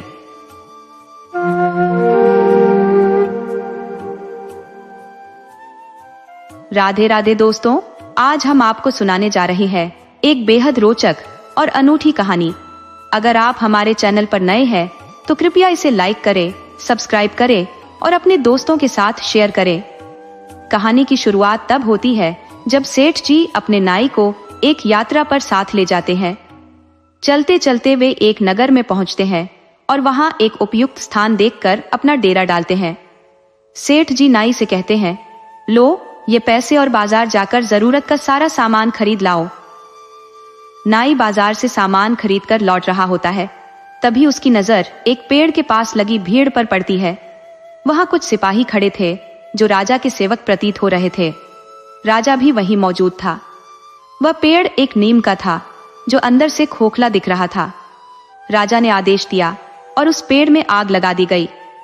पेड़ जलते ही उसके अंदर से दर्द भरी आवाजें आने लगी। हाय बचाओ, मैं मर गया। ये सुनकर वहां मौजूद लोग हंसने लगे। नाई यह देखकर स्तब्ध रह गया। उसे समझ नहीं आया कि पेड़ के भीतर कोई भूत प्रेत था या वास्तव में किसी इंसान को जिंदा जलाया जा रहा था। इस अजीबोगरीब घटना ने नाई को सोचने पर मजबूर कर दिया। वह तय करता है कि इस पूरे वाकये की जानकारी सेठ जी को देनी चाहिए। नाई सेठ जी के पास लौटता है, लेकिन सेठ जी उसे देखकर कहते हैं, तुम आने में इतनी देर क्यों लगा बैठे? मुझे लगा कहीं तुम रास्ता तो नहीं भटक गए। इसी चिंता में मैं तुम्हारा इंतजार कर रहा था। नाई ने सामान उनके सामने रख दिया और कहा, सेठ जी, मैं रास्ता कैसे भटक सकता हूँ? मैंने तो कई घाटों का पानी पिया है, लेकिन आज मुझे एक ऐसी अनोखी घटना देखने को मिली कि देर हो गई। सेठ जी मुस्कुराते हुए बोले, पहले भोजन बना लो। भूखे पेट कोई भी बात समझ नहीं आती। खाना खाओ, फिर मैं तुम्हारी बात ध्यान से सुनूंगा। नाई ने भोजन बनाया और सेठ जी को खिलाया। खाने के बाद दोनों बैठकर बातें करने लगे। नाई ने उस विचित्र घटना का पूरा विवरण सेठ जी को बताया। उसने कहा, सेठ जी, मैंने देखा कि राजा ने एक खोखले पेड़ को जलाने का आदेश दिया। जैसे ही पेड़ जलने लगा, उसके भीतर से मैं मर गया जैसी आवाजें आने लगी। लेकिन वहां मौजूद लोग हंस रहे थे।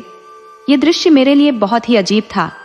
सेठ जी नाई की बातों को ध्यान से सुनते रहे, मानो किसी गहरे रहस्य को सुलझाने का प्रयास कर रहे हो। ये घटना मेरे लिए अत्यंत विलक्षण प्रतीत हुई। सेठ जी ने कहा, नाई, जरा ध्यानपूर्वक सुनो। एक नगर में मोहन और सोहन नामक दो घनिष्ठ मित्र रहते थे। दोनों का व्यापार अलग अलग था। मोहन ईमानदारी की मिसाल था और उसके कर्मचारी भी सच्चाई के पथ पर चलते थे। उसने अपने व्यवसाय की शुरुआत मात्र 1000 से की थी, लेकिन एक ही वर्ष में उसने 50,000 का लाभ कमा लिया। इसके विपरीत सोहन की आदतें सही नहीं थी। वह आलसी और कपटपूर्ण स्वभाव का था। यही कारण था कि उसके नौकर भी उसके जैसे ही धोखेबाज हो गए थे। परिणाम स्वरूप एक वर्ष में उसे 40,000 का भारी नुकसान झेलना पड़ा और उसकी आर्थिक स्थिति जर्जर हो गई। एक दिन सोहन ने अपने मित्र मोहन से कहा, मित्र, मेरा व्यापार पूरी तरह से ठप हो गया है और मैं घोर संकट में हूँ। कृपया मुझे यह बताओ कि इस समस्या से बाहर निकलने का कोई मार्ग है। सोहन की दुर्दशा देखकर मोहन ने उसे सांत्वना दी और कहा, मित्र, तुम्हारा दुख मेरा भी है। यदि तुम्हारा धन नष्ट हो गया है तो चिंता मत करो। मेरे पास पर्याप्त संसाधन है। हम दोनों मिलकर साझे में व्यापार करेंगे और तुम्हें फिर से खड़ा करेंगे। मोहन की बातें सुनकर सोहन ने राहत की सांस ली और कहा, तुम जैसे मित्र तो भाग्य से मिलते हैं। मुझे अब यकीन हो गया है कि हमारे संयुक्त प्रयास से हम प्रदेश जाकर व्यापार में बड़ी सफलता अर्जित करेंगे। दोनों मित्र प्रदेश की ओर रवाना हुए। वहां उन्होंने परिश्रम और निष्ठा से अपने व्यवसाय को विस्तार दिया। बाहर की यात्राओं के माध्यम से भी उन्होंने अच्छा धन अर्जित किया। लेकिन जैसा कि पुरानी कहावत है, कुत्ते की पूंछ सीधी नहीं होती। सोहन का छलपूर्ण स्वभाव अभी भी बरकरार था। वह अवसर की ताक में रहता कि किसी तरह मोहन को धोखा देकर उसका धन हड़प सके। लेकिन मोहन ईमानदारी का प्रतीक था और उसके नौकर स्वामी भक्त थे। उनकी सतर्कता के कारण सोहन अपनी कुटिल योजनाओं में सफल नहीं हो पाया। सोहन अपनी मीठी मीठी बातों से मोहन को भ्रमित करने की कोशिश करता, लेकिन उसके भीतर कपट का जहर हमेशा चलता रहता। मोहन अपनी सादगी और भरोसे के कारण सोहन की वास्तविक मंशा को समझ नहीं पाया।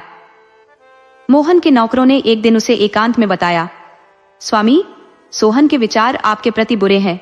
वह आपको धोखा देने की योजना बना रहा है, आप सतर्क रहे। नौकरों की बातें सुनकर मोहन को गहरा आघात लगा। उसने निश्चय किया कि अब व्यापार को अलग कर देना ही उचित होगा। उस समय तक मोहन के पास कुल 2 लाख रुपए जमा हो चुके थे। मोहन ने सोहन से कहा, मित्र, अब बहुत दिन हो गए हैं। प्रदेश में हमने काफी समय बिताया है और अब घर की याद बहुत सताने लगी है। चलो अपने घर लौटते हैं। दोनों मित्र प्रदेश छोड़कर घर की ओर चल पड़े। सोहन ने मोहन से कहा, मित्र, आपकी जो भी इच्छा है वह मेरे लिए सर्वोपरि है। आपके साथ जो भी भक्तजन है, मैं भी उनके साथ चलने को तैयार हूँ। सोहन की यह बात सुनकर मोहन ने कहा, हे मित्र, ईश्वर और भाग्य ने हमें यहाँ बहुत बड़ा सहारा दिया है।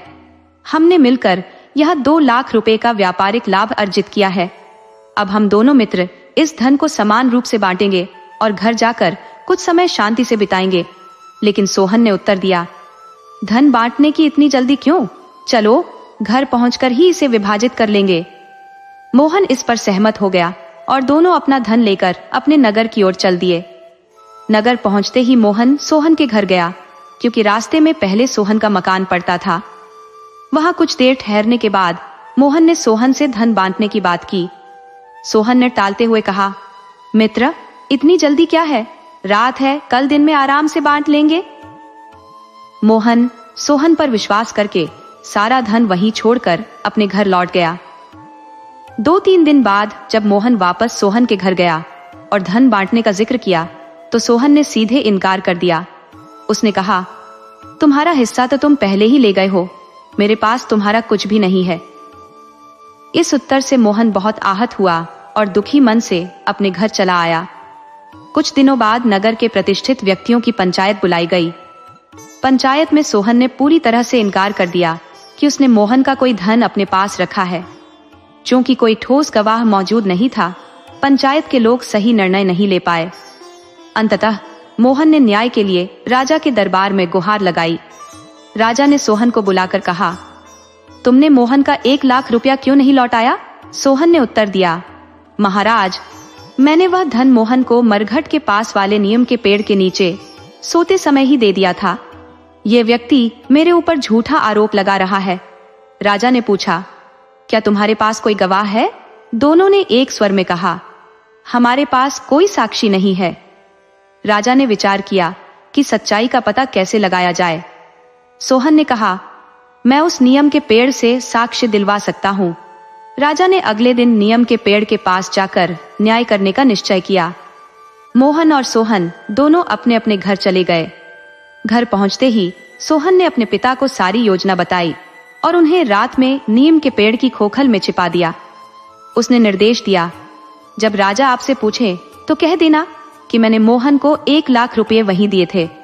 अगले दिन राजा, मोहन, सोहन और अन्य दरबारियों के साथ नीम के पेड़ के पास पहुंचे। राजा ने पेड़ से पूछा, सच बताओ, क्या सोहन ने मोहन को यहाँ 1 लाख रुपए दिए थे? पेड़ से आवाज आई, हाँ, उसने रुपये यहीं दिए थे। मोहन ने तुरंत आवाज पहचान ली और राजा के कान में कहा, महाराज, ये आवाज सोहन के पिता की है। राजा ने यह सुनते ही सोहन की धूर्तता समझ ली। उन्होंने पेड़ में आग लगाने का आदेश दिया। आग लगते ही सोहन का पिता भीतर से चीखने लगा और जलकर मृत्यु को प्राप्त हुआ। राजा ने गुस्से में सोहन को डांटा और मोहन का 1 लाख रुपया तुरंत लौटाने का आदेश दिया। उन्होंने सोहन से कहा, लालच एक भयावह दोष है। यह न केवल व्यक्ति को पतन की ओर ले जाता है, बल्कि उसका अंत भी दुखद करता है। इस घटना से शिक्षा लो और आगे से ऐसा अनुचित आचरण न करो। इस न्याय को देखकर सभी उपस्थित लोग राजा की प्रशंसा करने लगे। दोस्तों, अगर आपको यह कहानी अच्छी लगी हो तो कृपया हमारे चैनल को लाइक, सब्सक्राइब और शेयर करें। राधे राधे।